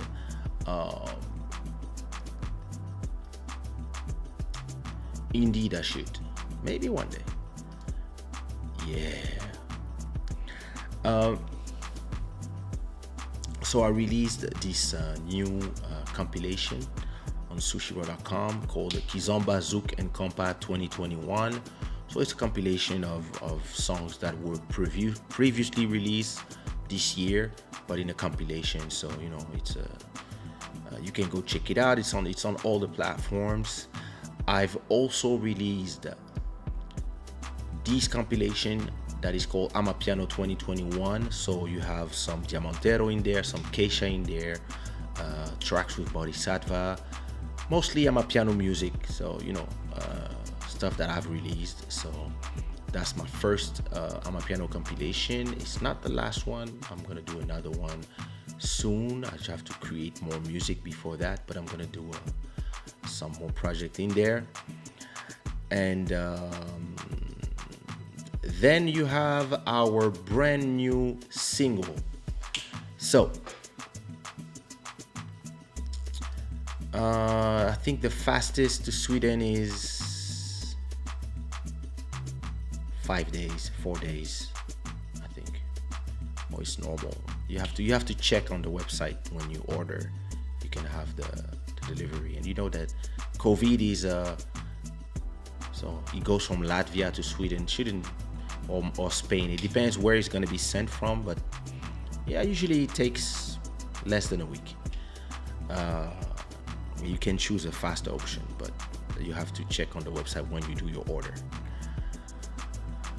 This is a brand new single called Kitoko. So Kitoko in Lingala means beautiful, and it's a song. Perfect, right on time. The background music stops. Amazing. It's a song, it's a collaboration between Makita, they did the beat, Tony Sad, who's a very, very old friend, and he's now even a family now because my cousin married his sister, so now he's family, so he's my cousin now. And Top One Frisson, who's been working with me forever. And we did this song called Kitoko. It is out now. So listen, if you didn't hear it yet in the platform, go and listen to it, put it in your playlist, play it more, and let's listen to it, and then we can finish our conversation.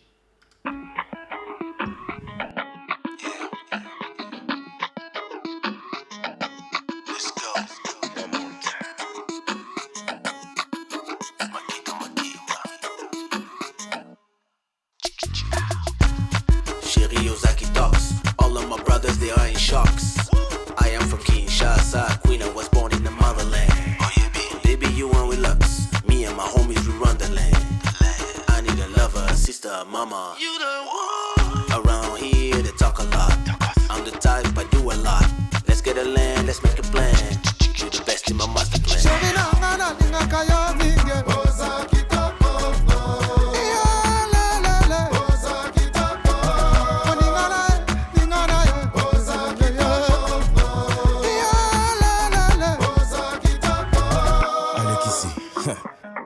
Tellement kitoko ke pona yo nakoki kodefa ce genre de nzoto ti ekoti nanga na yiba bomanga nelenge akomisanga kizengi nalangwa yo koleka bangi chéri coco beauté na yo esengeli Chanel Dior Louboutin na legging ekangi Fendel chéri nanga na lingaka yo mingi boza kitoko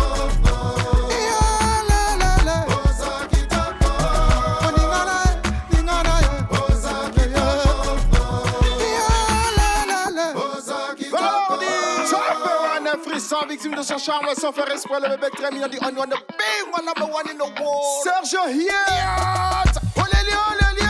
Mama Rosette. Iliane Joshua. Asha Katarina. Evangelo.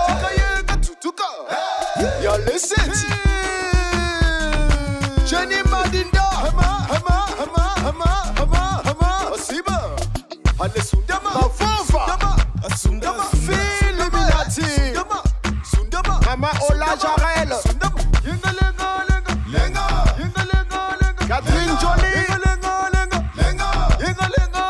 Alain Sapere, Jaro, Asape Kitoko, Yabena Mukasha, Asape Long, Asape Kitoko, Olivier Dumu, Asape Kitoko, Clélia, Yada, Asape Kitoko. Betinanga Ikami et le Bonso, Mesme de Paris, Maître Lewis Nsaloukoua. Irène Bouiti, Sengo, Valda Saval, Sengo, Alamakoso, Sengo, Honorable Ngambe Edo.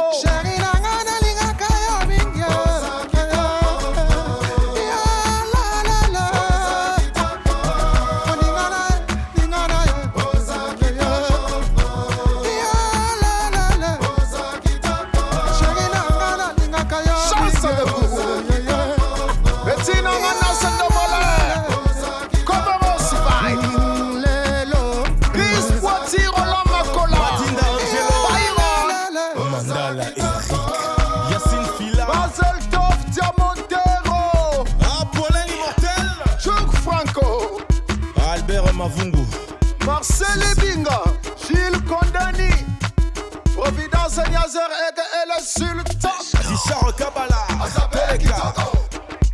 Alexis Ebinga, Frank Mubanga, Jimane, maire de Miami, Fortune Mungukolo, Nobel Mungukolo, professionnel, Bodhisattva.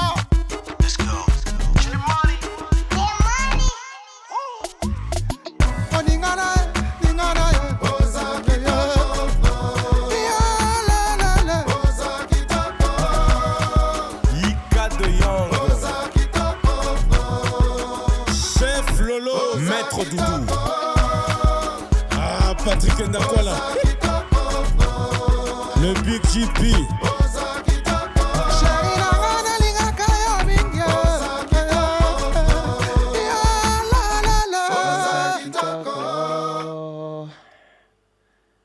That was Kitoko by Kaysha, Tony Sad, Makita, and Top One Frisson. Amazing song. Really happy about that song. What took the most time was when I receive all the names and I have to cut them, and sometimes when we forget somebody, we have to add all the dedication. Then all these names, you have to place them in the song without disrupting the song. It's something I love to do, but at the same time, it's time consuming. And in the last minute, when I'm done mixing, I realized that I didn't talk about J Money. That is one of my guys. and like I'm on the phone, so I'm like, I just took my microphone in the middle of the day. My daughter was here playing, and I just say J Money, and he just came to the microphone. She was like, J Money, and I was like, hey, it sounds nice. So yeah, that was the track Kitoko. You can find it on iTunes, Apple Music, Tidal,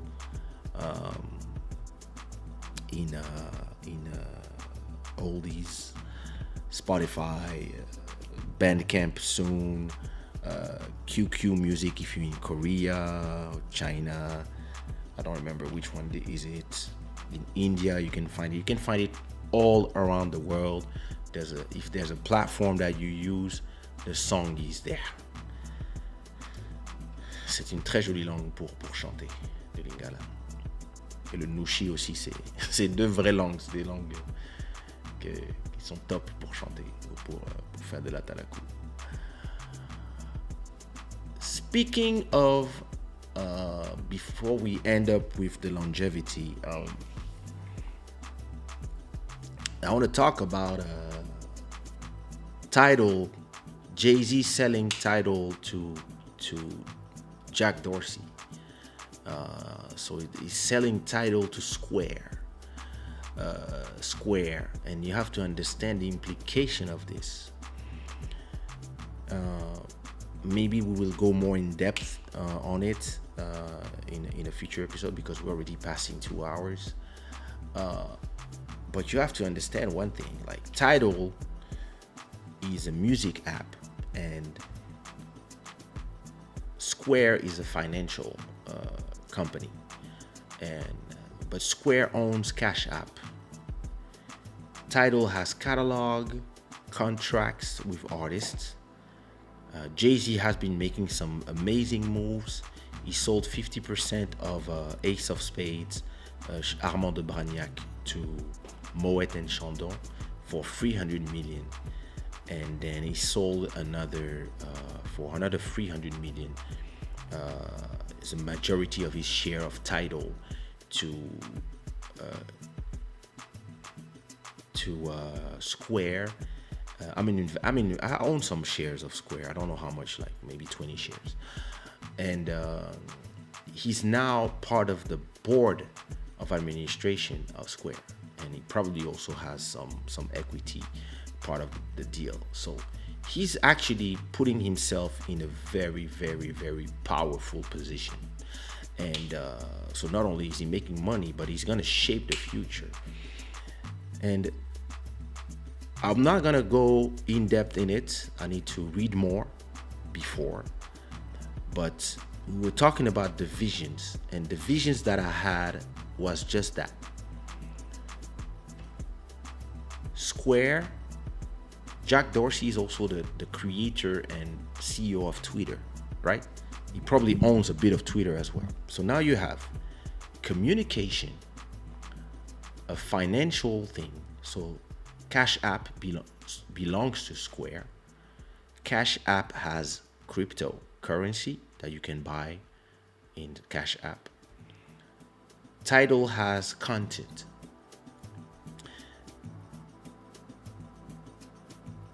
And I'm sure that NFT is going to be in the equation somewhere.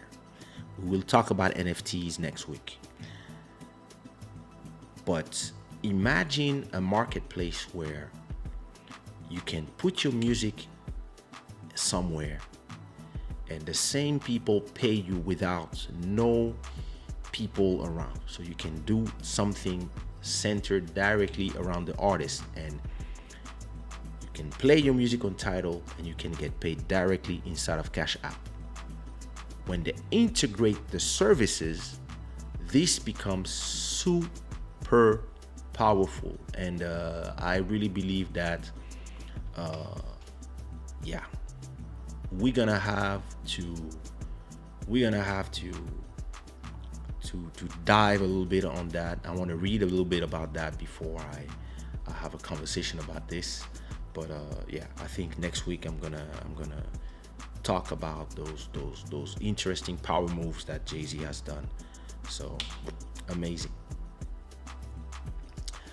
Let's talk. As you can see now, I have two chat bots at the same time, but you can see that Stream Elements is more and more becoming my thing. If you type quotes now, first of all, the quote now are automatic. They come every half an hour. But if you type quotes, it's not anymore Streamlabs that come up. It's gonna be Stream Elements. If he hears us, there you go. There you go. Never use social media to validate your existence. That's a quote from me.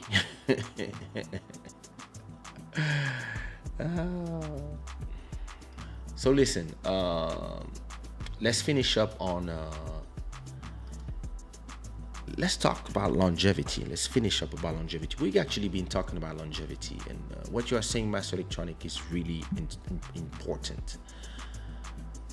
Longevity equals creativity, innovation, and long-term visions. I have nothing to add. That is exactly what longevity is. I think longevity,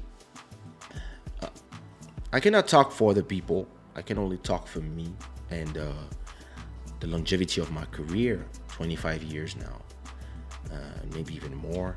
I think next year, in 2 years, I will celebrate 25 years of I'm Ready, my first album, 20 years of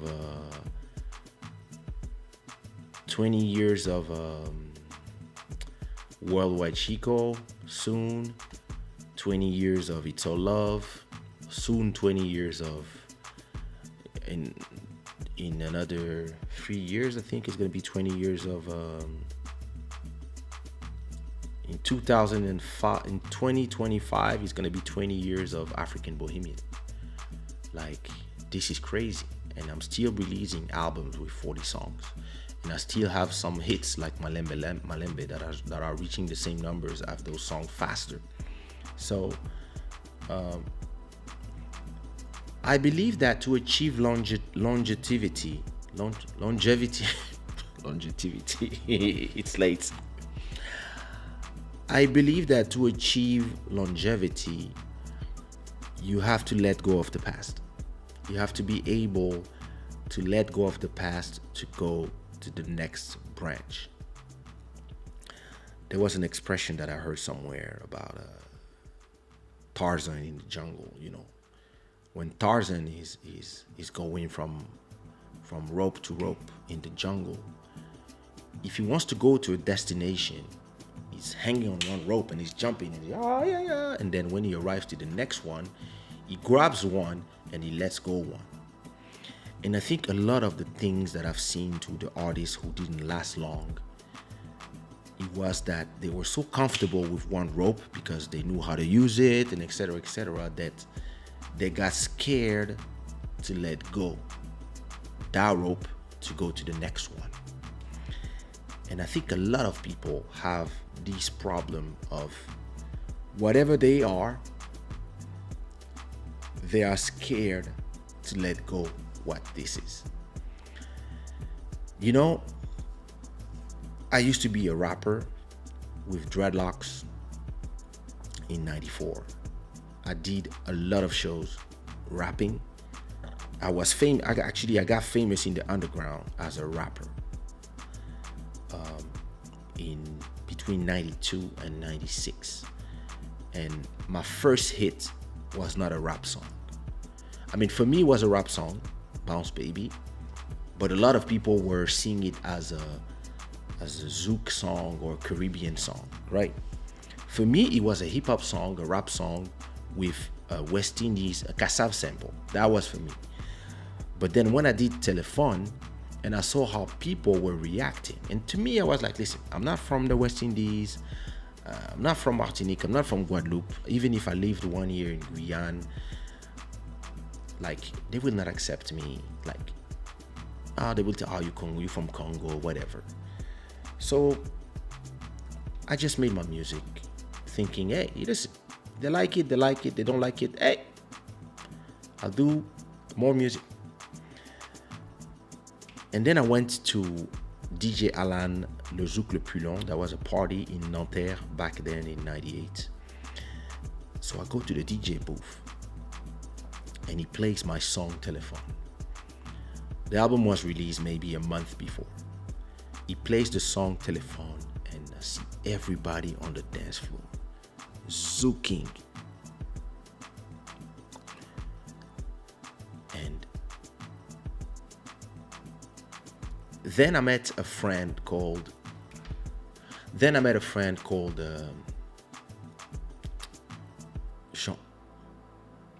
JP, Jean-Paul. I met him in Châtelet. I remember I was going up at the elevators, he was going down, and I asked the guy, merci Kirina. The guy tells me, hey, listen, I heard your album. That's a dope album, bro. I bought it. Like, oh yeah, you have to sign it to me. And I remember telling him, yeah, but this is not my real album. I have the rap album coming, blah, blah, blah, blah. I was like giving excuses for the masterpiece that I created, but I didn't know it was a masterpiece at that moment. And I didn't know I changed the face of Zouk music, Caribbean music with that album. I didn't know yet, or I didn't assume it. And I'm like, it's a cool album, but hey, this is not like the real album. The real album is coming. It's called Worldwide Chico or whatever. And he looked at me and he was like, I don't understand. Like, why would you want to do your real album with what everybody's doing already, which is hip hop, when you found something that is different, that is unique, that is yours, and that is not following no trends, and yeah, it's your thing. And that conversation changed my life because it made me think. And when I did Worldwide Chico and I went a little too far and I went maybe too much hip hop and maybe I listened a little bit more or too much to the critics, and that album was a failure at that time, and I could, thanks to the streams, I could get my revenge with that album. But when I took 4 years to reestablish what I wanted to do, and in between when I did the Caribbean Soul, that's when I really realized in terms of I cannot do music just as a singer or just as an artist. If I want to live from this, if I work at a store or an office or for a bank or as a lawyer or whatever, and I do music on the side, yeah. But if my goal in life is to sell my music to the people, I have to forget that I'm an artist after I create it and become a businessman as well, and understand who are my clients. And then I understood, like, everything I learned at the university at Sorbonne of economy. I started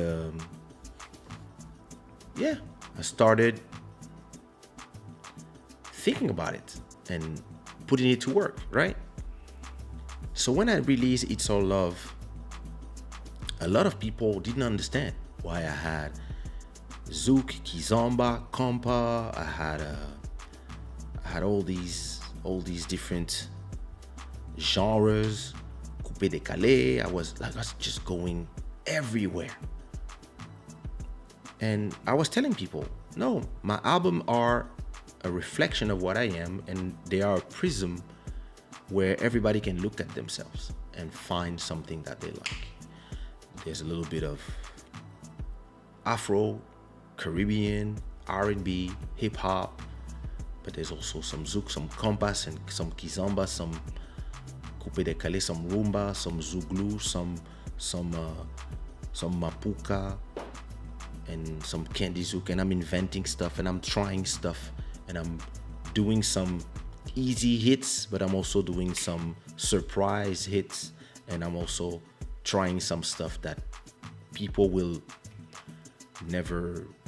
I'm also doing some songs that will never be popular, but I'm doing them with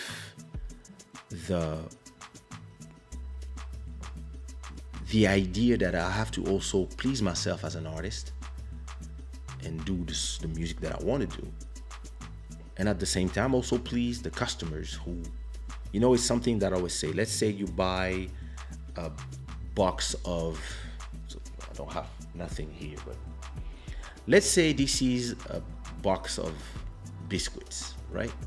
Let's say this is a box of Pepito, which is some Mexican guy with a biscuit with chocolate on one side, right? When you open the box, you're gonna have your Pepitos, right? Let's say that's your first album. And when you buy your second album, somebody buy the second album of the same artist, for them, they're gonna buy more Pepito. Like, hey, I'm going to buy some Tux or some whatever, some Coca-Cola. I'm hoping that I'm gonna drink some Coca-Cola. And when you open your Coca-Cola box, instead of having the same thing inside, you have something completely different. You have like this. That's exactly the mistake I did with my second album. I didn't give the customers what they were waiting for. And I didn't guide them through the transformation of my music because I didn't want to take my time. I wanted to give them like the real me that I thought I was at that time. It's something that I learned. To change, humans need a lot of time. And if you have a vision of what you want to do, you have to understand where you are. And if it's at 1,000 steps, you cannot do them in 2 steps. It doesn't work. People will not follow you if you release a zouk album and then 2 years after or 1 year after you release a rap album. They're gonna be like, yeah, where's my zouk? And you're gonna be like, no, me, I'm this. I'm like, people are gonna be like, no, that's not what I bought, and that's not what I came for. And boom, you're gonna lose as a business. As an artist, maybe you will be satisfied that you did your rap album, but then you're gonna be frustrated because you're gonna be like, oh, the fans are not faithful. But the fans are gonna tell you, no, we're faithful to this guy. We want Kaysha from I'm Ready. We don't want Kaysha from Worldwide Chico. So then I had to take the time and think about it. I was frustrated. I went in Belgium. I found a girl. I had a baby. I went to live in Belgium for 4 years. And when I came back to do an album, I came back to France. I came back as a businessman. And I came back with an understanding that I have the visions of who I want to be when I'm 60 years old.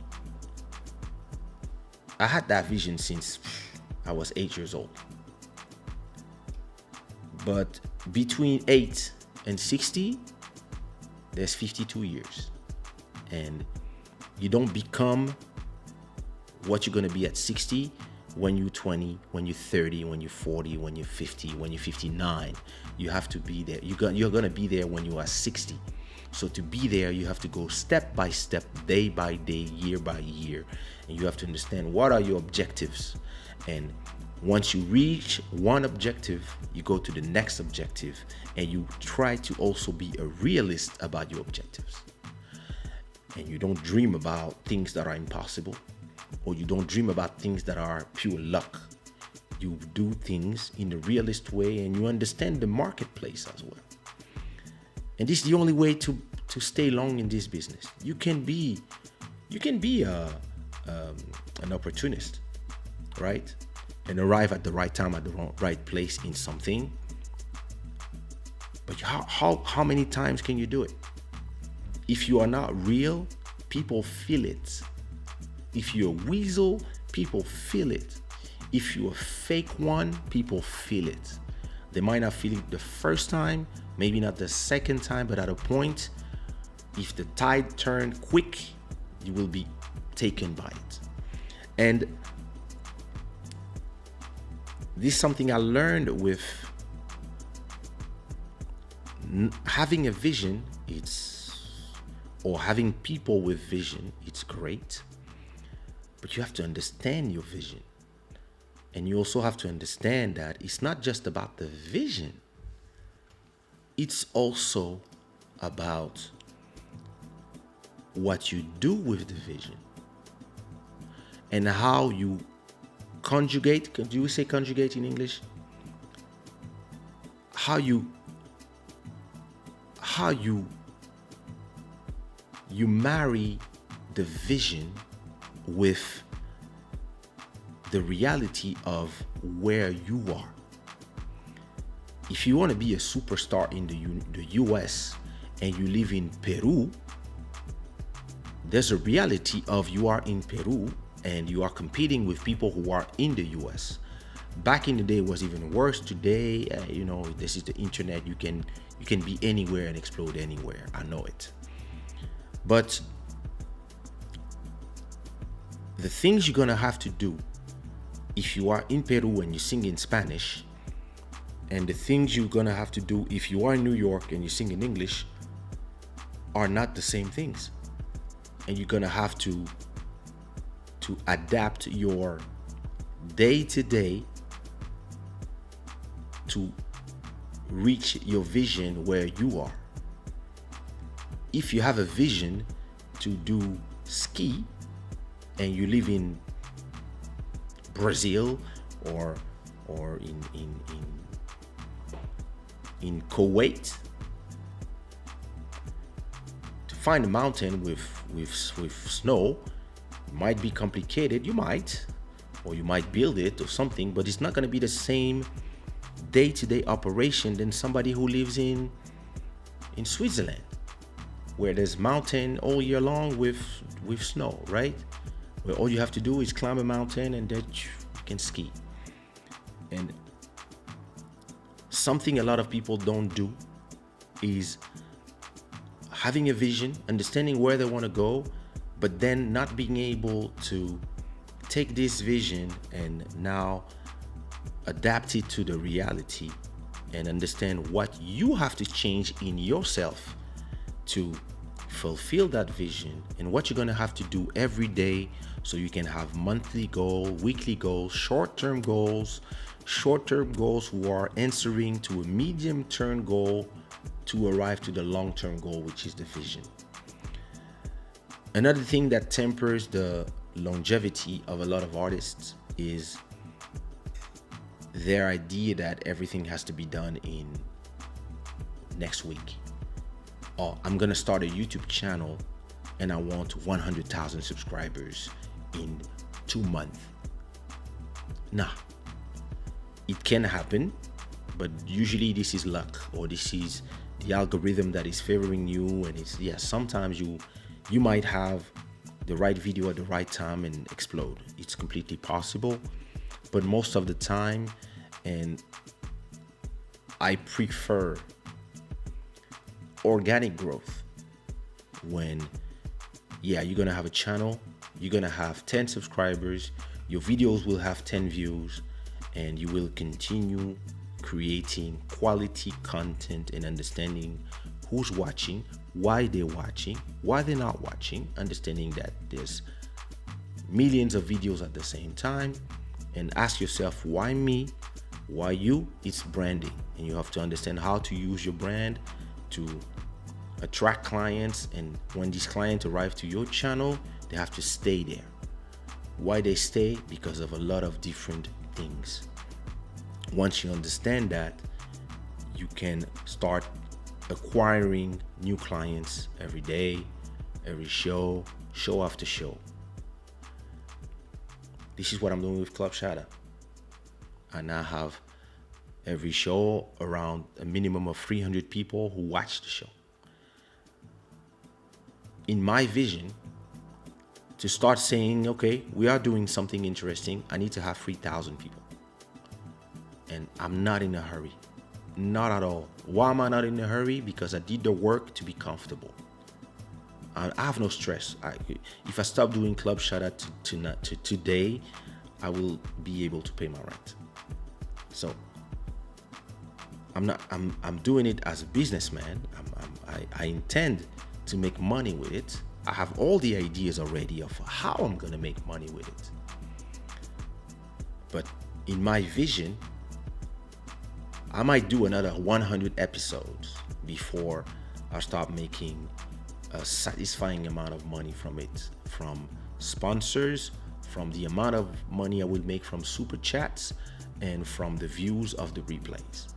Those are the three ways that Club Shada generates revenue, plus everything that will go with the brand, the club, the Shada wear, sales, etc. But if we talk about direct money, there's three ways I make money with this show.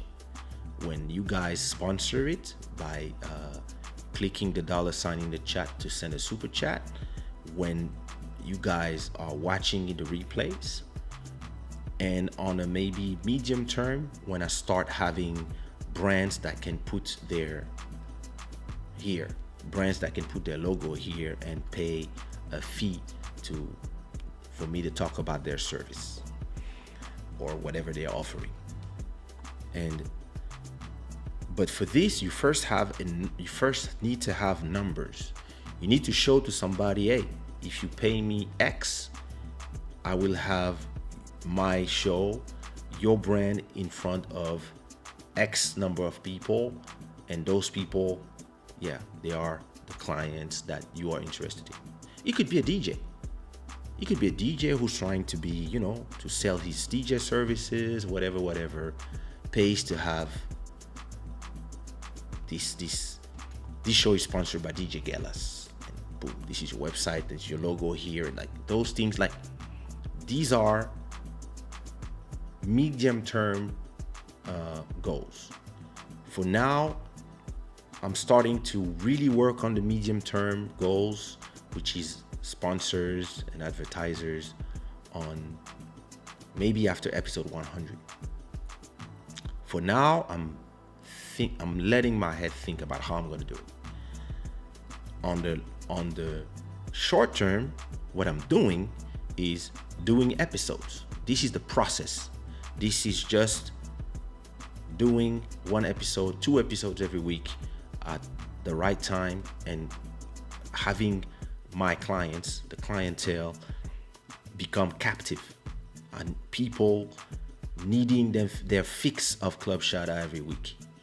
This is what I'm creating by creating good content and investing in, new camera for better quality content, the lighting, everything I've been doing in this space is an investment for the long-term vision. But that's the day-to-day, that's the process. And there's to reach longevity in this business, there's a lot of tricks and holes that you have to not fall into. One of them is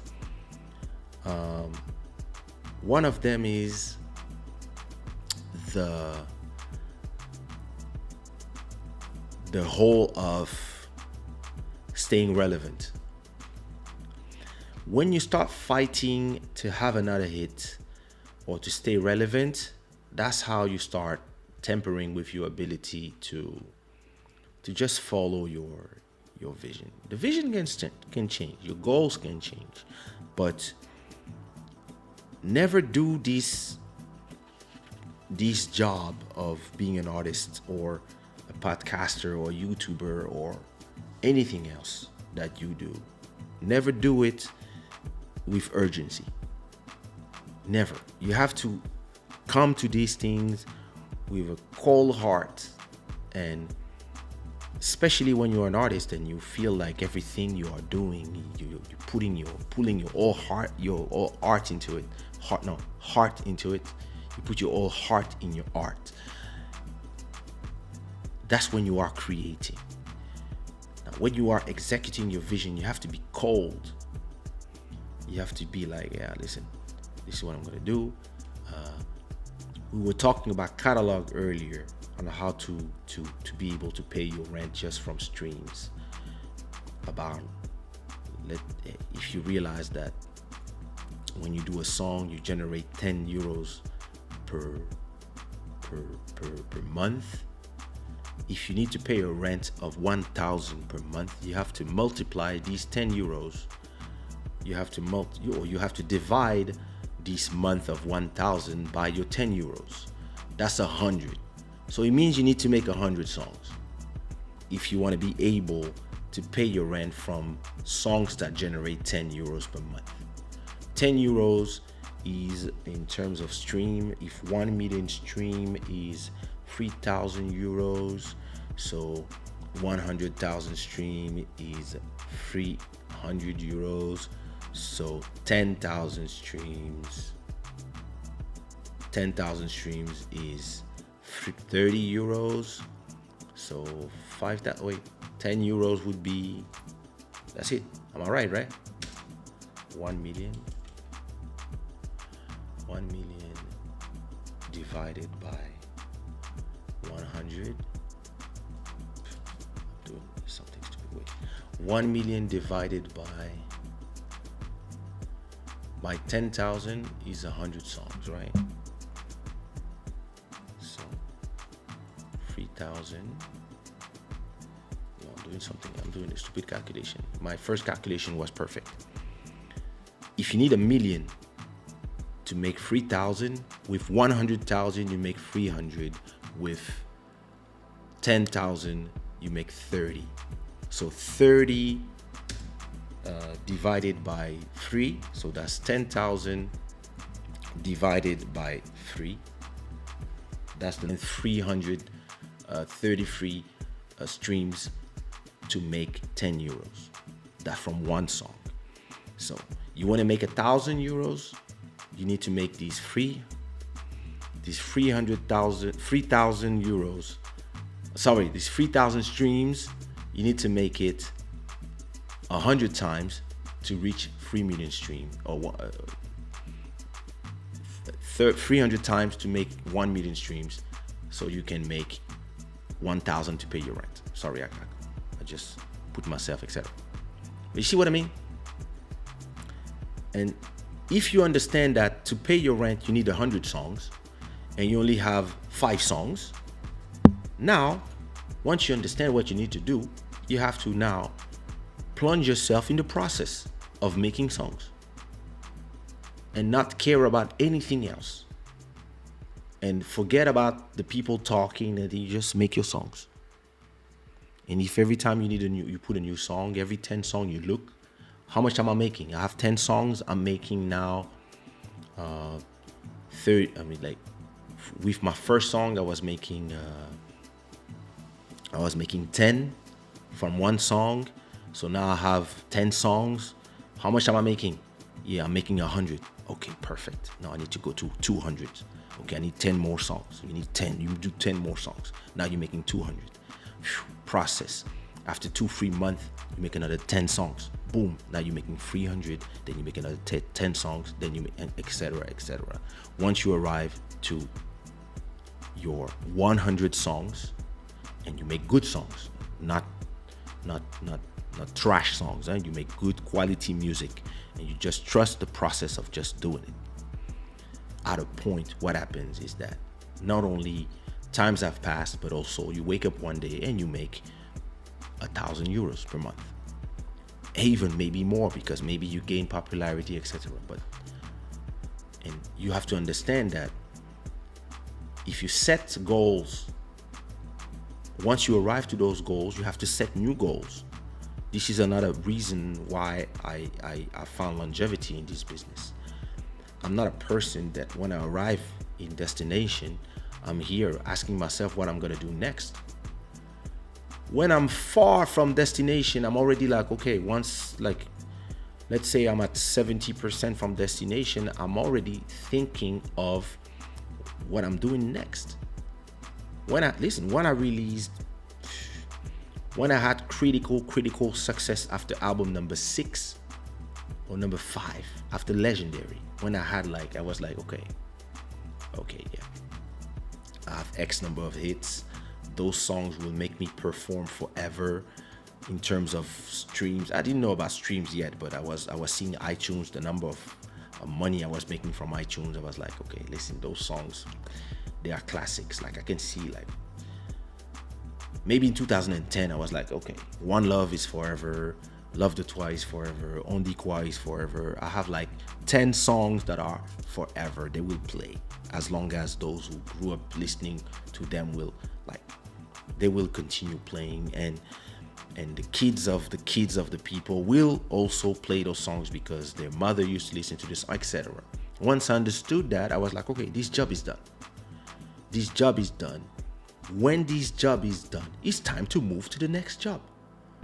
Some people, they're like, oh, this job is done, but I'm famous. I want to be famous all my life. And now they occupied of being famous and they forget the objective. They're just interested in being famous now. And so they will do everything to stay famous, including fucking other people, fucking other people's career, trying to put barriers to other people's progression, etc., etc. Me, soon I got my third big hit. So my first one was Bounce Baby, second one was Telephone. The third one, big, huge hit, was On dit quoi. When I had On dit quoi, songs are as well that is generating revenue for me, not only my songs, but their songs as well. So now my goal is not even anymore to be a famous singer or what's going on with the internet. Don't tell me that. It's not working? It's working here. Excellent connection. It's you. Or maybe you were talking about something else. And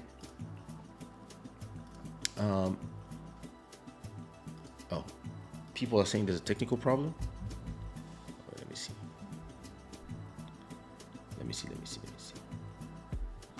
Let me check on YouTube.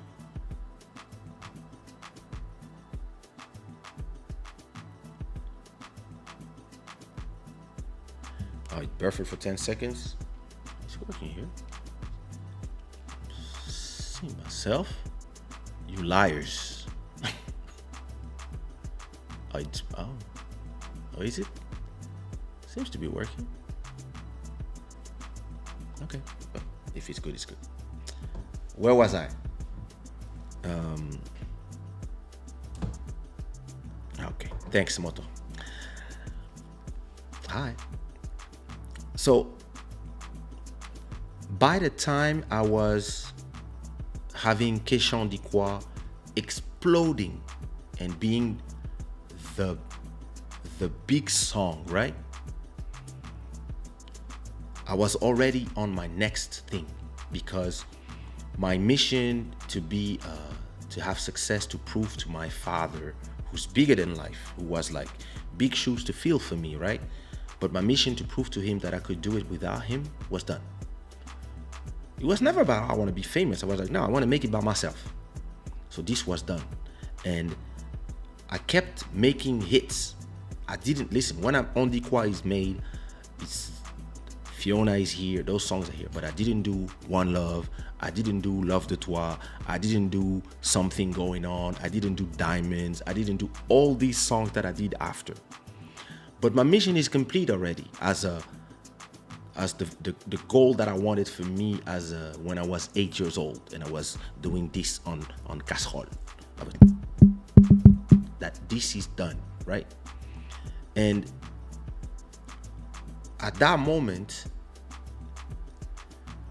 I'm already creating dope music for other people. I'm creating music for Sumia, for Eligio, for ABG. I'm about to do Deeper for Nelson Freitas. I'm now also showing my side as a great beat maker. Lil Maro was there all this time and seeing the progression, right? And so I was giving myself a lot of options. If music didn't work at that time, as a performer, I could become just a label owner and find the next star and work with them, right? And I kept doing this, writing for the people, producing for the people, composing for the people, doing melodies for the people. Until today, that's what I do. I do it as well. But I never let myself feel comfortable inside of the comfort zone. I never let that happen. I always put myself in a position of being ready to go to the next thing. I used to take the plane minimum 2 times a week. 4 because I had to come and go.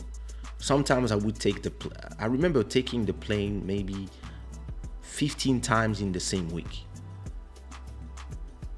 In Mozambique, I would go from Maputo to Beira, from Beira to Quelimane, then Quelimane to Pemba, then Pemba to Quelimane again, to Quelimane to this, to that, and in the same week, I would like take a lot of 1-hour flights here and there. In the US, I remember going every day to a new city, and I would be excited, tired, but like, go, sing, take the money, run, go, sing, take the money, run, go. Like, all this is something that I used to do like crazy. And I always say to myself, okay, when this is over, when this stops, or when this starts slowing down and you start doing less and less and less and less and less and less shows, whenever it is, you'll be ready for the next thing. And this is how you stay relevant without trying to stay relevant. And this is how you create longevity. Not only you create quality work everywhere you go, you invest in your success, you invest in your work to be able to do meaningful things that can stand the test of time. And whatever you do, you make sure you also own a part of it or all of it, so that you are not working for somebody else's dream, but you are working for your own dreams. And when things don't work, you don't stay on the ground. You fall, you taste a little bit of the ground, you put your tongue, okay, yeah, it hurts. And then you stand up and you go and you continue. You don't lament all the time. When COVID arrived, you had 2 people. When the pandemic arrived, you had 2 types of people. You have those who were like, what are we gonna do? And they start crying everywhere. They start being like, oh my God, what am I? And it's not easy. It was scary. It is scary. It was like something that nobody knew what to do with, and all these things. But at the same time, you had other people who were like, okay, there's no shows. This is what I'm going to do. I got some people, listen, they are owners of labels and stuff, and they just went back to building houses because they have kids to feed and they don't care about what people will say. They just went and they were like, yeah, okay, listen, I know how to build houses. Let me go build some houses until this shit goes back to normal. Some people like me, listen, in the last 1 year and a half, I did one show. And yeah, listen, when I had the opportunity to go to Congo to do my show, I got paid a good amount of money. The first thing I did, because we were in the pandemic, I paid for I paid for my son's school. He's in Angola with his mom. He's 18. I paid for 1 trimester for his school, and I paid for a trimester for my daughter. That's what I did with the money. The rest of the money, I think I bought a tripod, and I bought some stuff for shada wear, for the club shada. I bought these lights. I bought some stuff, and I think I bought this as well. I just bought some stuff to invest in what I'm doing right now. And a lot of people come to me on Twitter or on my Facebook comments and they say, "Oh, such a great singer, blah blah blah blah blah. Oh, too bad you stopped doing music. Where are you?" Like, you on my YouTube channel, just go check if I have something new before asking.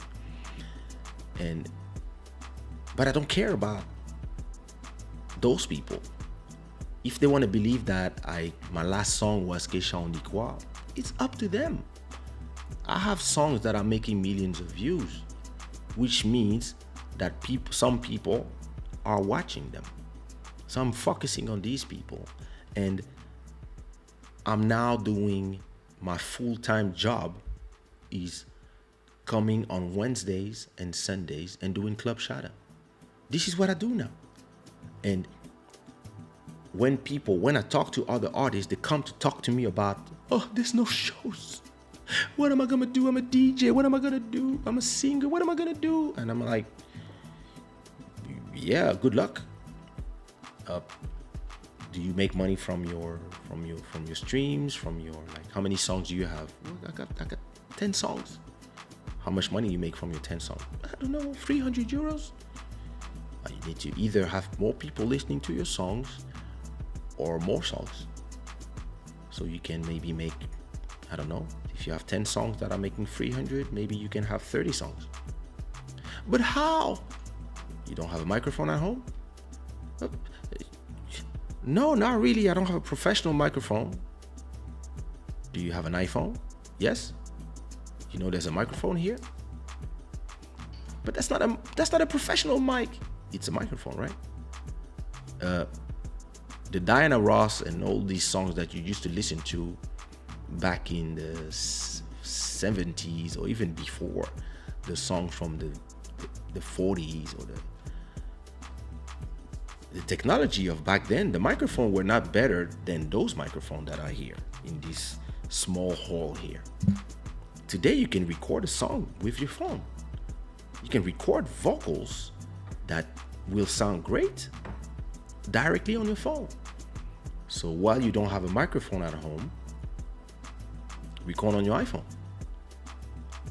What are people gonna say? Fuck people. Do something. And stop asking me questions. Do something. And I think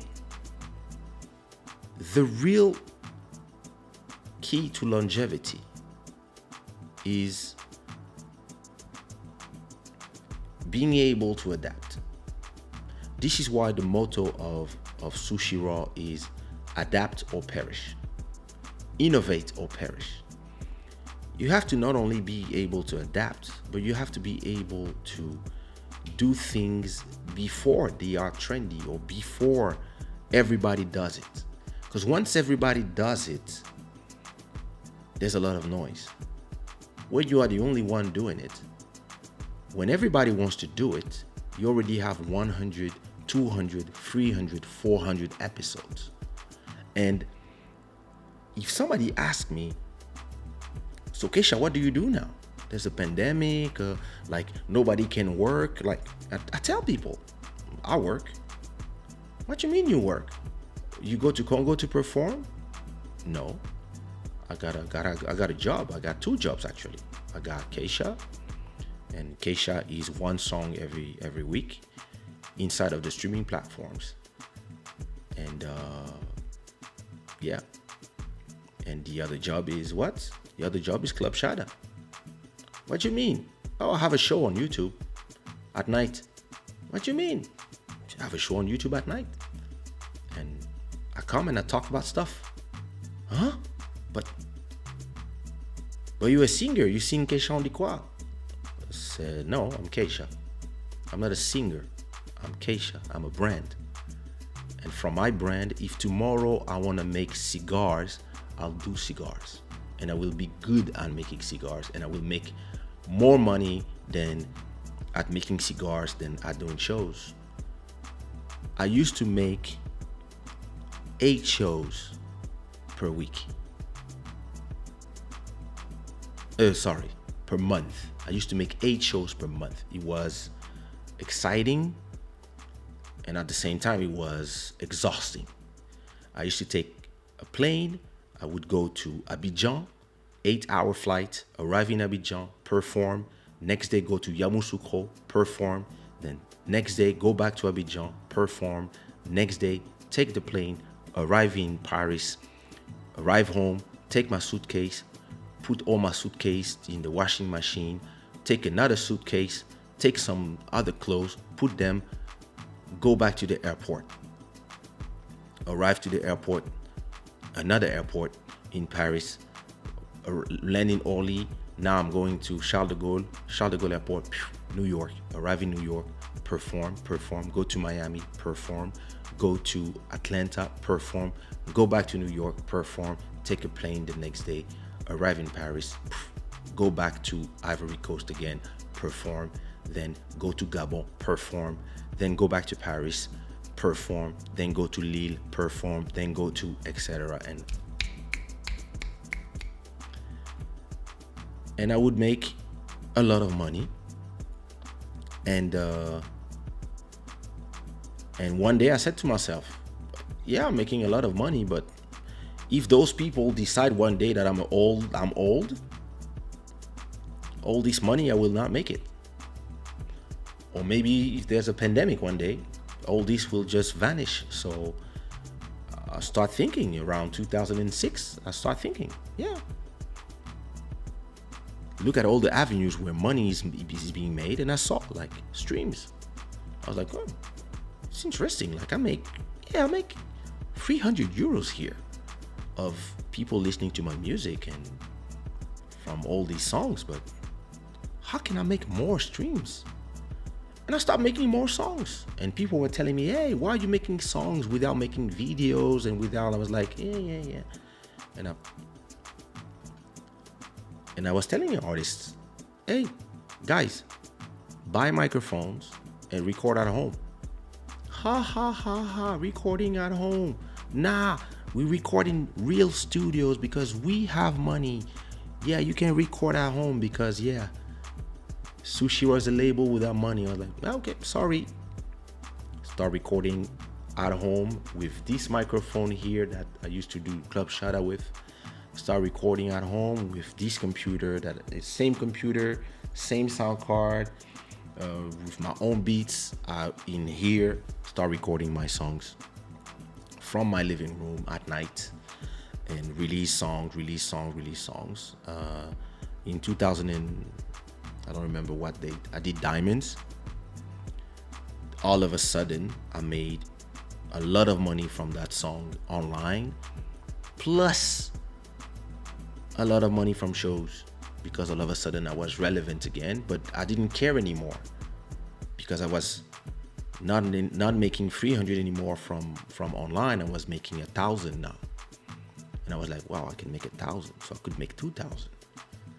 When I reached 2,000, I was like, I can make 5,000. And I start going from there. And then I was like, hey, I'm making 600 from YouTube. I could make 8. I could make 1,000. I could make 2. And then I did shada wear. Yeah, I sold one t-shirt. I was like, hey, I sold one t-shirt. I made 10 euros by selling one t-shirt. But then I was like, wait a minute. How many streams do I need to make 10 euros? Whoa. To make 10 euros, I need 3,000 streams. I need 3,000 streams to make 10 euros. 3,000 streams, that's a lot of streams. That's a lot of people listening to one song. I can make them selling one t-shirt. Let me create some stuff. And start creating designs. Putting them there and be like, it's a side hustle. Boom. Start making a little bit every month and growing. And I start growing different businesses, because I was never interested in staying who I was or staying the king of whatever kingdom. I was always interested in, moving to the next thing when it's time to move to the next thing. And slowly, I just always exceeded a position to arrive to a new position, consolidate that new position, and exit position when the money that is generated in those positions continues to be generated. Then I exit some and I make something new. And when I make this something new, I generate some new money. If I do a club shada and I get one day, if every episode I get, I don't know, if I get like, I don't know, 5 or 10 people who give $10, that's 100. 10 people who give 20, that's 200. And then maybe another, I don't know, a few people giving 50. And every episode, if I make like 400 in total of super chats, and if you have 400 multiplied by 2 episodes per week, that's 800. In a month, that's 3,002. And somebody will say, oh, you only get little donations of 10. Yeah, listen, if you have 3,000 people watching you and 10% of these 3,000 people are giving you 10, that's 300 tens. That's 3,000 euros. And you have a business. And if you make 3,000 euros per episode and you make 2 episodes per week, that's 6,000 per week. That's 24,000 per month. Simple calculations. And for this, you have to do the hard work. You have to do quality content all the time. You have to love the process. You have to not watch and see, oh, there's only 20 people watching right now, and it's like almost 400 people. That's, oh my God, how am I going to multiply this by 10? Listen, episode 1, there was 100 people who watched the episode, and there was like concurrent people, 7 people. So we've multiplied this by 5 in, it's going to be 1 year. So in next month, it's going to be a year. And in 93 episodes. So when you have a vision, you don't watch. I was talking this with Buddy. I was like, hey Buddy, let's look. You are at episode 108 from Quarantine Groove. I'm at 93 of Club Shada. And the amount of content that we put, we don't feel the monetary difference today, but in a few years, when everybody's gonna be like, hey, I want to buy a camera and I want to do a live show, I want to do club insert name of X artist. When I talk about different things, I just invented this thing, now I copied it from Kaysha, this thing that people love to do. They're gonna be like, oh my God, I don't make money. How do I make money? And they're gonna be, why is this guy making money? And they will be like, I will be like, well, I'm at episode 400. Welcome. Good luck. Work hard. Consistency. Working hard, but not to the point of exhausting yourself, because you are working smart. When you work smart, you love what you do. I love what I do. I never come to club shot. Listen, if I'm in a club shot, I'm tired, I'm not in the mood, whatever, I'm sad or I'm pissed or something, I don't come.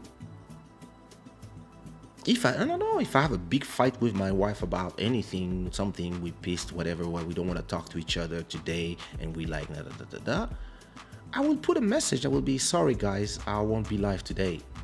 Maybe tomorrow, or see you Sundays, or I'm tired guys, I'm sorry. And I will not come, because I come if I'm in the mood to come. And I know you guys understand. But usually when I come here, I'm like, I don't know what I'm gonna talk about. I say this all the time because it's true. I'm not sure what I'm gonna talk about. Sometimes I decide of the subject like 10 minutes before preparing the live, and once you guys are here, we have a conversation, just like when I call my best friend and we just, hey, what up, Asso? Hey, Asso, comment ça va? Hey, what up? Yeah, we're here. And then you don't have nothing to say to each other, And all of a sudden she's like, oh no, I was watching this show, and I'm like, oh, and then 2 hours later. And Club Shada is the same thing for me. It's the interaction between you guys and me that creates Club Shada.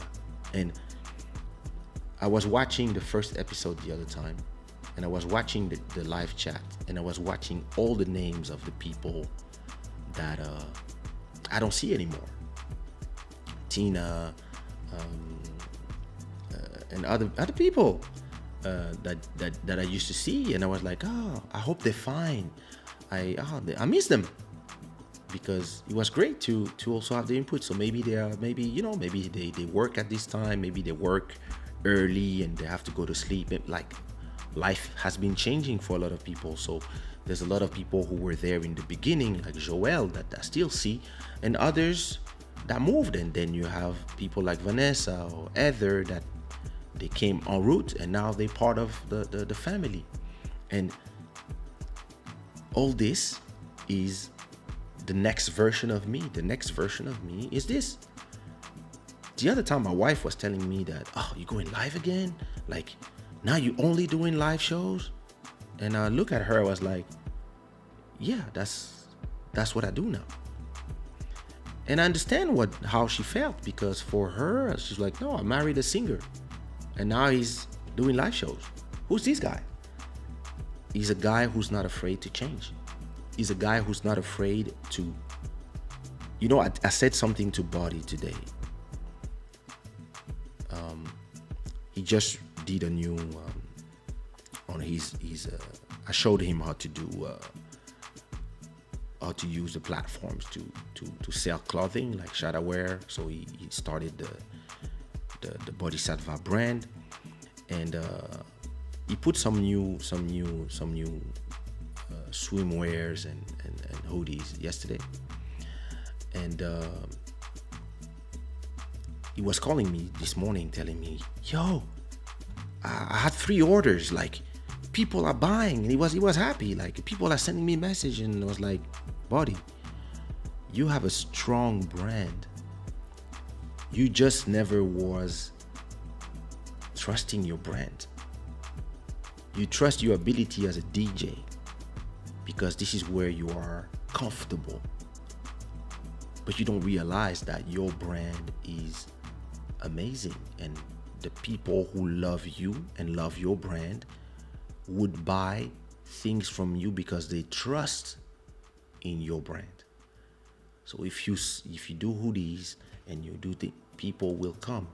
If every show that you do, you have some scents and you can sell those scents, some people will buy them because they want to be in the same setting as you when you are playing your music. They also want to have their scents burning. When you have a brand and you are working on your brand and you make your brand strong, you can stand the test of time. The problem of a lot of people is they care more about the product, which could be the live show, which could be the songs, which could be XYZ, and they don't understand that the power is in the brand. I can do a movie tomorrow. The people who like my brand will go see the movie because of me, just like we go see a movie because of Will Smith. And then my goal is to make sure that these people are not disappointed, that I make a great movie, that when I watch it myself, I'm like, yeah, it's a great movie. And if I'm like, this movie, I don't release it. And it's this thing where you understand that you have to create a strong brand as a DJ, as a beat maker. I have this show that I'm going to do, how to make money as a beat maker, because it works as well. But if you are a beat maker, if you are a singer, if you have a TV show, if you have you make beats like Future Sound Beat, Lil Maro, you have a TV show like that, like Dahlia, you in TV production like Joel, you are a singer or dancer, you have whatever. The more important is not your technique, is the brand. Once you create a strong brand through your hard work, through the quality of your work, and The brand, what is a brand? A brand is the trust that people have on X. This is what the brand is, right? Once you have that, what you have to protect is just your brand. Everything else can come and go. Listen, I used to do 8 shows per month, and I make more money now sitting in my sofa because my brand is stronger today than it was back then, and I kept doing new things with my brand. I was talking to a businessman 2 hours before the show, and he told me, hey, I was on YouTube and I watched your show, and I end up watching a whole episode of, I don't even know what episode he saw, but he was like, oh, I watched one episode of your show. And he was like, yo, you are giving some great advices for free.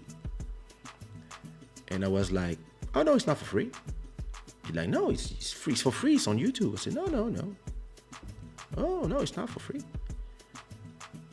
I'm building something, and it's not for free. What I'm building is feeding my brand, first of all. And it will soon generate more money than my shows used to generate back in the days.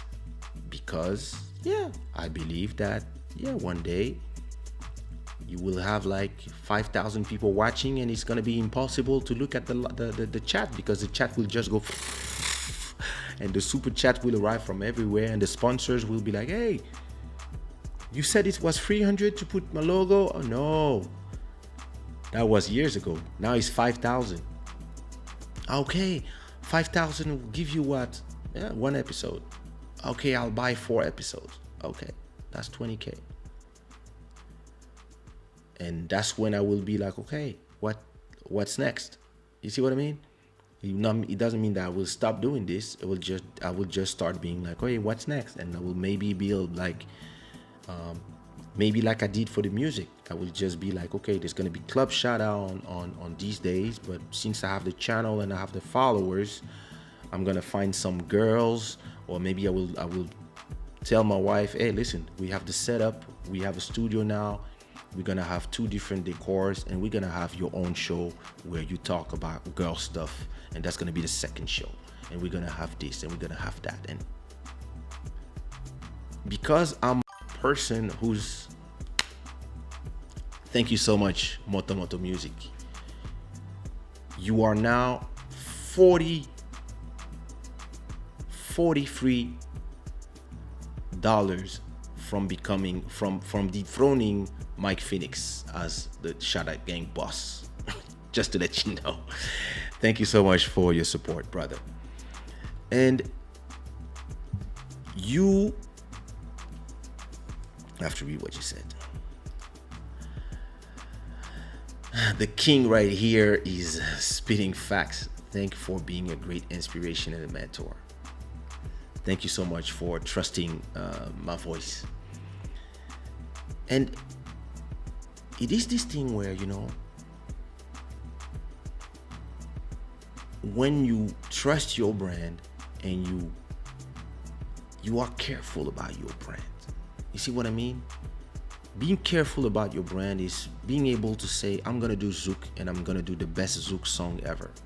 Then I'm gonna do Kizomba, I'm gonna do the best Kizomba song. Then I'm gonna do Coupe Décalé, I'm gonna do best Coupe Décalé song. And maybe when I do Amapiano, I'm gonna kill it. And maybe when I do, I'm gonna do a live show, it's gonna be something that the people who watch it once will come back. And to do this, you invest in the quality, you invest, and look, I invest. If you wanna see Club Shada number 1. Where is it? Club Shada 1. Number 5. Where is it? Wait. What you mean I cannot find number 1? Club Shada. Maybe I forgot the pound. Okay.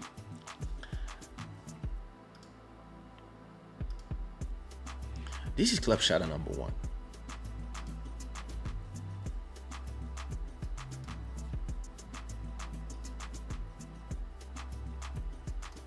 This is Club Shada number 1, filmed with this. That was the camera. Like this, on this tripod. And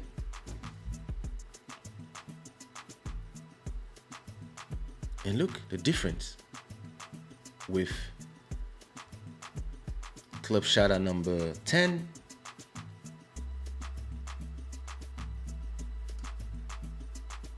I invested in some, put some logos in the beginning, and I invested in some lights. You see, I started like, I stole my wife plant. I still had my daughter's vehicle, but I started like, you see, look, see, it was a little different, but the lightning was horrible. But I was like, hey, you know. Now if we go to Club Shada number 20,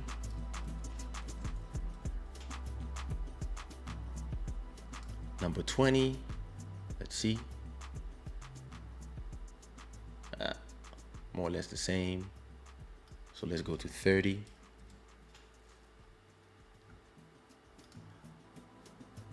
No, let's go to 29.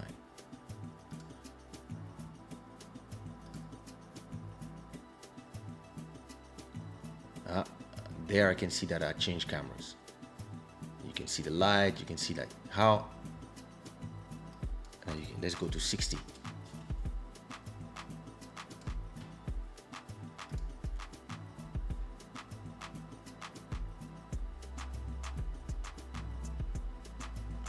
See? Slowly. 80. You can see the difference between 80 and today. Club Shada 80. That's the old camera. And if you look now, Club Shada 92. I mean, you are seeing it. So I don't need to show you inside of the new one. But you see now the difference in camera. You see the difference in microphone. You see that I'm investing slowly. Every time I get a little bit of money from the Club Shada, I reinvest the Club Shada money from the super chat in little things that are changing slowly. And sometimes, you listen, I receive $20 of super chat. I'm not gonna put it in my pocket. I'm gonna do a giveaway of a Club Shada hat, for example. And what is this doing? I'm investing that money in Shada wear, brand awareness, in Kaysha, and in Club Shada. And you do this slowly until one day, you have something happen, or one of these interview, or somebody tells, hey, I want to be in your show, and that person comes with 1,000 new fans, and you go from there. But it's this thing where longevity comes with a lot of sacrifice in the beginning, and then a lot of drive, a trust of your process, and also the absolute lack of fear to change. You have to enjoy change. Listen, there's nothing I loved more when I was a kid to be on stage and perform. That was the thing for me. That was what I wanted to do. After I don't know, 300, 400, 500 shows, I did it. Thank you so much, Kelina. I was surprised by this one. Thank you so much, Kelina. Thank you so much. And you know, where was I? Once I did 500 shows, it's not that I stopped loving making shows. It's just that, my dream was fulfilled, I would say. And now I was just enjoying the money making of it, but I was already thinking of my next dreams. And you want to know the first time I ever did a live show? I quit YouTube. Let me go back to YouTube. Kaysha, Vanda May, We Chat Some. That was the name of my first live show. That's my very, very first live show. And that was 6 years ago. She was in London. I did shows before on another platform. But this one on YouTube was my first live show. It was me and Vanda.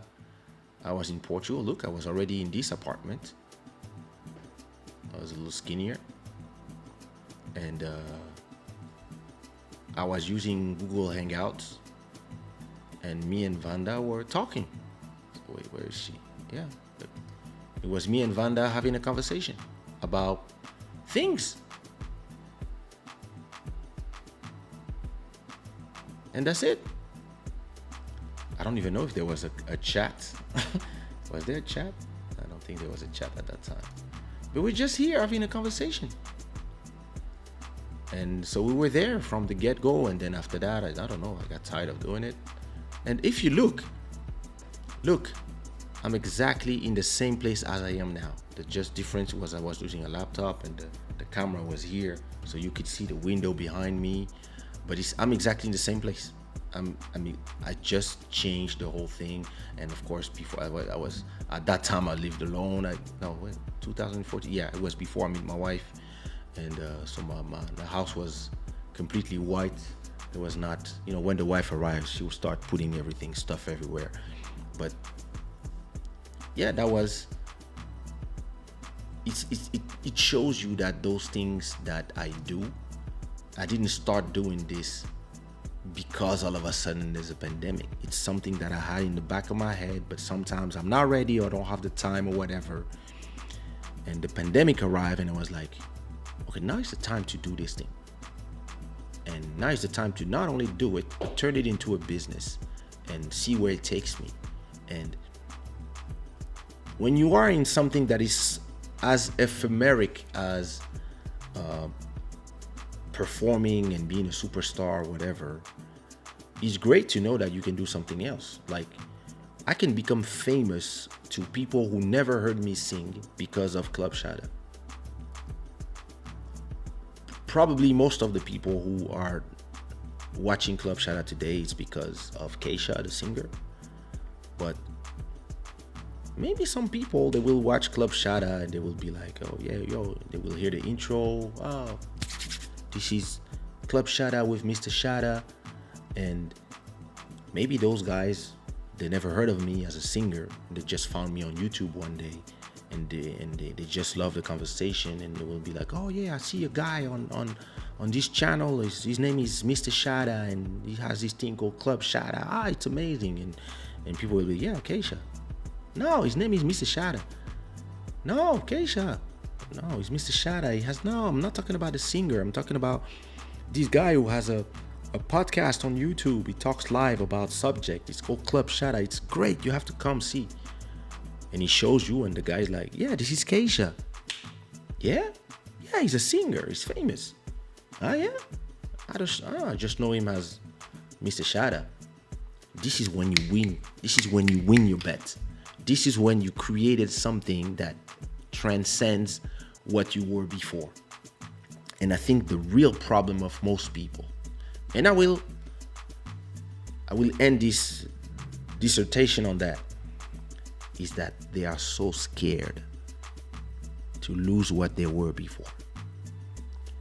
And I think the secret of my longevity is I don't mind. Sorry, I'm playing with this every time I'm opening and turning. I don't mind not being what I was before. I don't mind not performing Kaysha on Dikwa ever. Because I performed Kaysha on Dikwa 1,000 times already. I don't need to, please, I'm done. I performed Diamonds 1,000 times already. When I perform these songs, I'm not even here. I'm thinking about other businesses when I'm performing them. Just because I just know them so much by heart. I did them so much. It's like it just became like breathing. You forget that you're breathing. So there's no excitation. It's nothing wrong in this because you can make your money, it's cool. But the amazement of seeing people who are loving the song or people who are crying to your song, it's still gonna feel great. But it's nothing new for you anymore. And I think this is maybe it's the problem of the visionary. Is for me, what is done is done. So like, even if I sang the song one time and it was amazing, it's done. The second time, it's already like, yeah, it was amazing again, but again. And once it's done, I'm already like, okay, what am I gonna do now? Like, a lot of people tell me all the time, hey, when are you doing another Kaysha on the Kwa? And I'm like, what for? This one is still number one. Yeah, but if you have like 2 of them or 3 of them, I'm like, I could do it on the business point of view, but I'd rather be doing Club Shada and turning this into a great business and turning this into a place where, people come because they, like, Jocelyn told me about her interview yesterday. She was like, I really had a great time. I felt comfortable. Your audience is great. And you ask me the questions. I ask questions that are, some questions were difficult, but with delicatesse. And it's important, for you to arrive somewhere and to feel safe. And I like the fact that this place is safe. And if people come here in the comments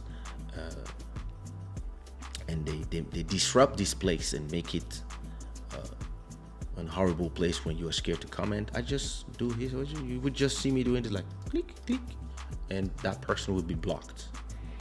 So, I mean, I hope you know me when I start talking. I just open doors and doors and doors. I can do this forever. So, I hope that you got the takeaway from this, which is longevity is not something that happens by luck. It's something that happens by the design of your own work and your ability to move on from your successes, to consolidate them, and to make sure that they are good, and then to be able to let them go and continue to your next successes. Because if you are concentrated in the past, you cannot concentrate on creating the future in the present. So that was it. Sorry for not reading all your comments while I was but yeah. Let me see. I heard Kill Me by you and Sumia. It's about I love you. Thank you so much. What up, DJ T? What it do, Moto? Sorry, I forgot to say hi. I was in the middle of talking. The mind has to keep going. It's the only way to evolve. That is true. You are investing in the long-term sustainability of your platform, but most importantly, your brand. Indeed, in the end, you are manifesting your strategy and putting it into action while always looking for ways to be better and improve. This is why you have a solid following. That is true. Thank you so much. King, si tu voyais ici, tu serais mort de rire car je fais des allers-retours pour traduire les mots anglais compliqués pour moi. The problem is too many songs and a lot of trash. Please make good songs, people. The problem with this is that there are some people that believe that their songs are great, so you cannot, it's. But I understand what you're saying. There's a lot of noise, and you have to just, do what you have to do. And the problem is trying to. I was talking about this last week. If you look at the episode, or 2 weeks ago, it was surviving inside of the noise. because there's 60,000 songs that come out, and it's not going to be the same quality everywhere. Some songs are, some people are just getting started, some people are in the infancy of their talent, and some people have,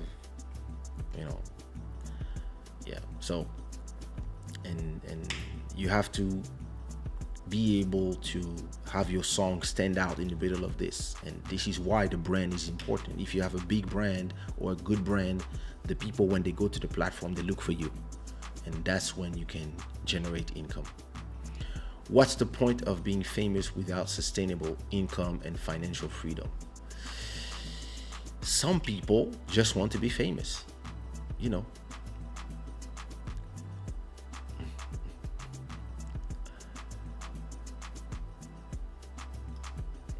That good, giving people great advice. I'm happy. Sorry. And a lot of traveling busy. Yes. The record at home advice is the best ever. The freedom it allows is amazing. That is true.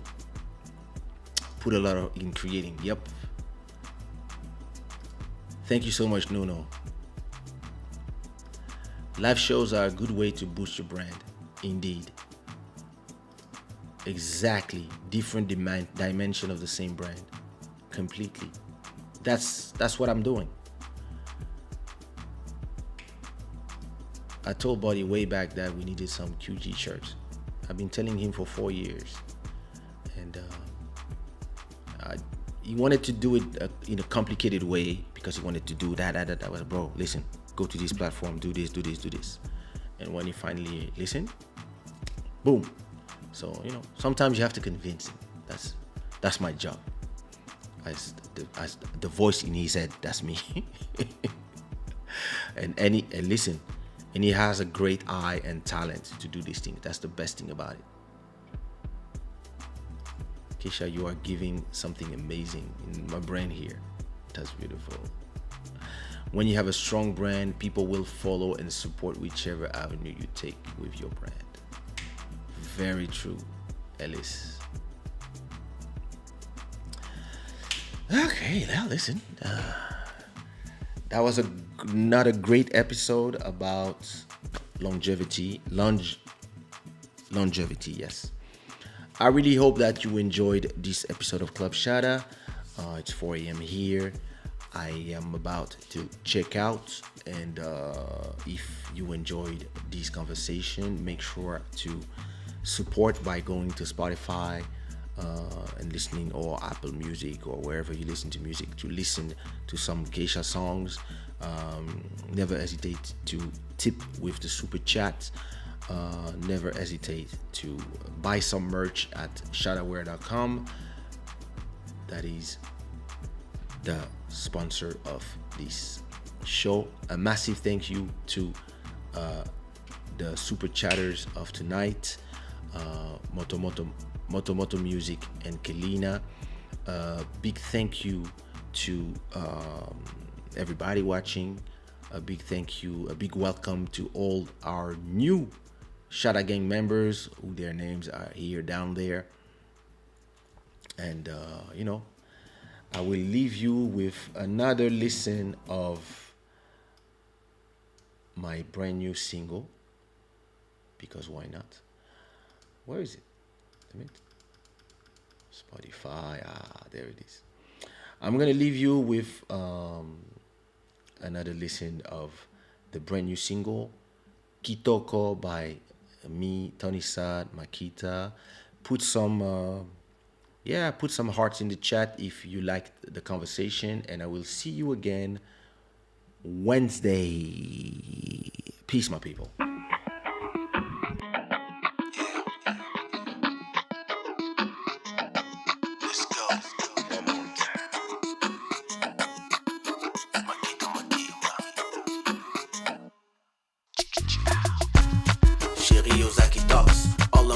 They are in shocks. I am from Kinshasa, Queen. I was born in the motherland. Oh yeah, baby, you want with lux. Me and my homies, we run the land. I need a lover, a sister, a mama. You the one. Around here, they talk a lot. I'm the type, I do a lot. Let's get a land, let's make a plan. You're the best in my master plan.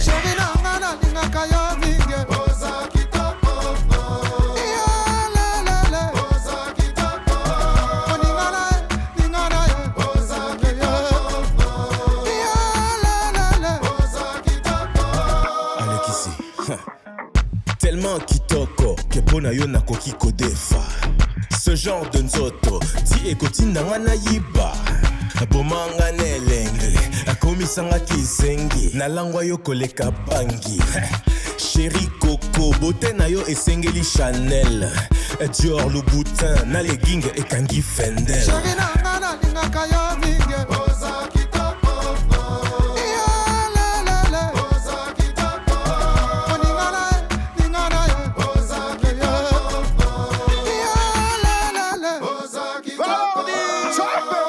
Sans victime de son charme, sans faire espoir, le bébé très mignon dit on the big one, number one in the world. Serge Hiat, Mama Rosette,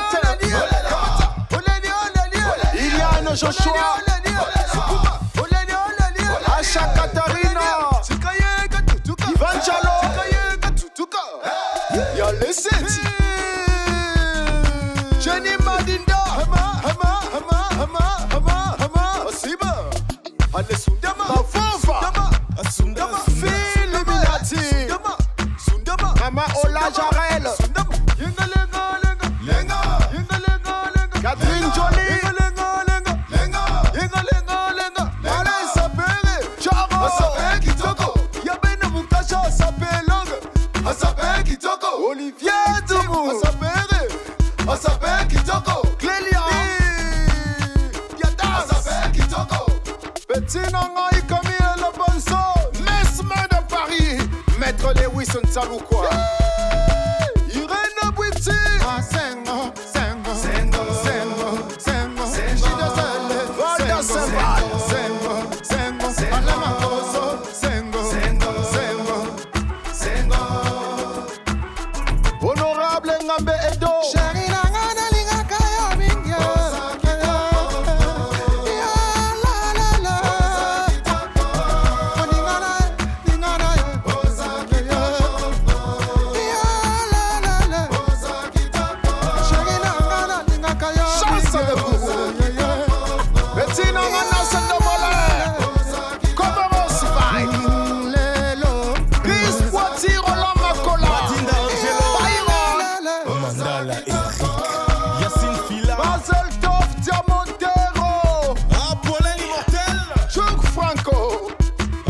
Mavungu, Marcel Ebinga, Gilles Condani, Providence Niazer et le Sultan, Richard Kabala,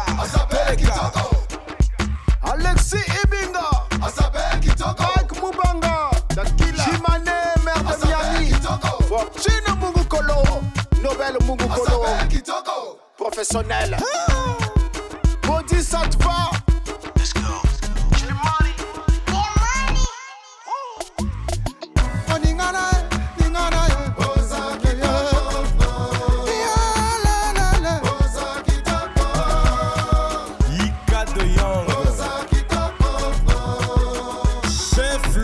Maître Doudou.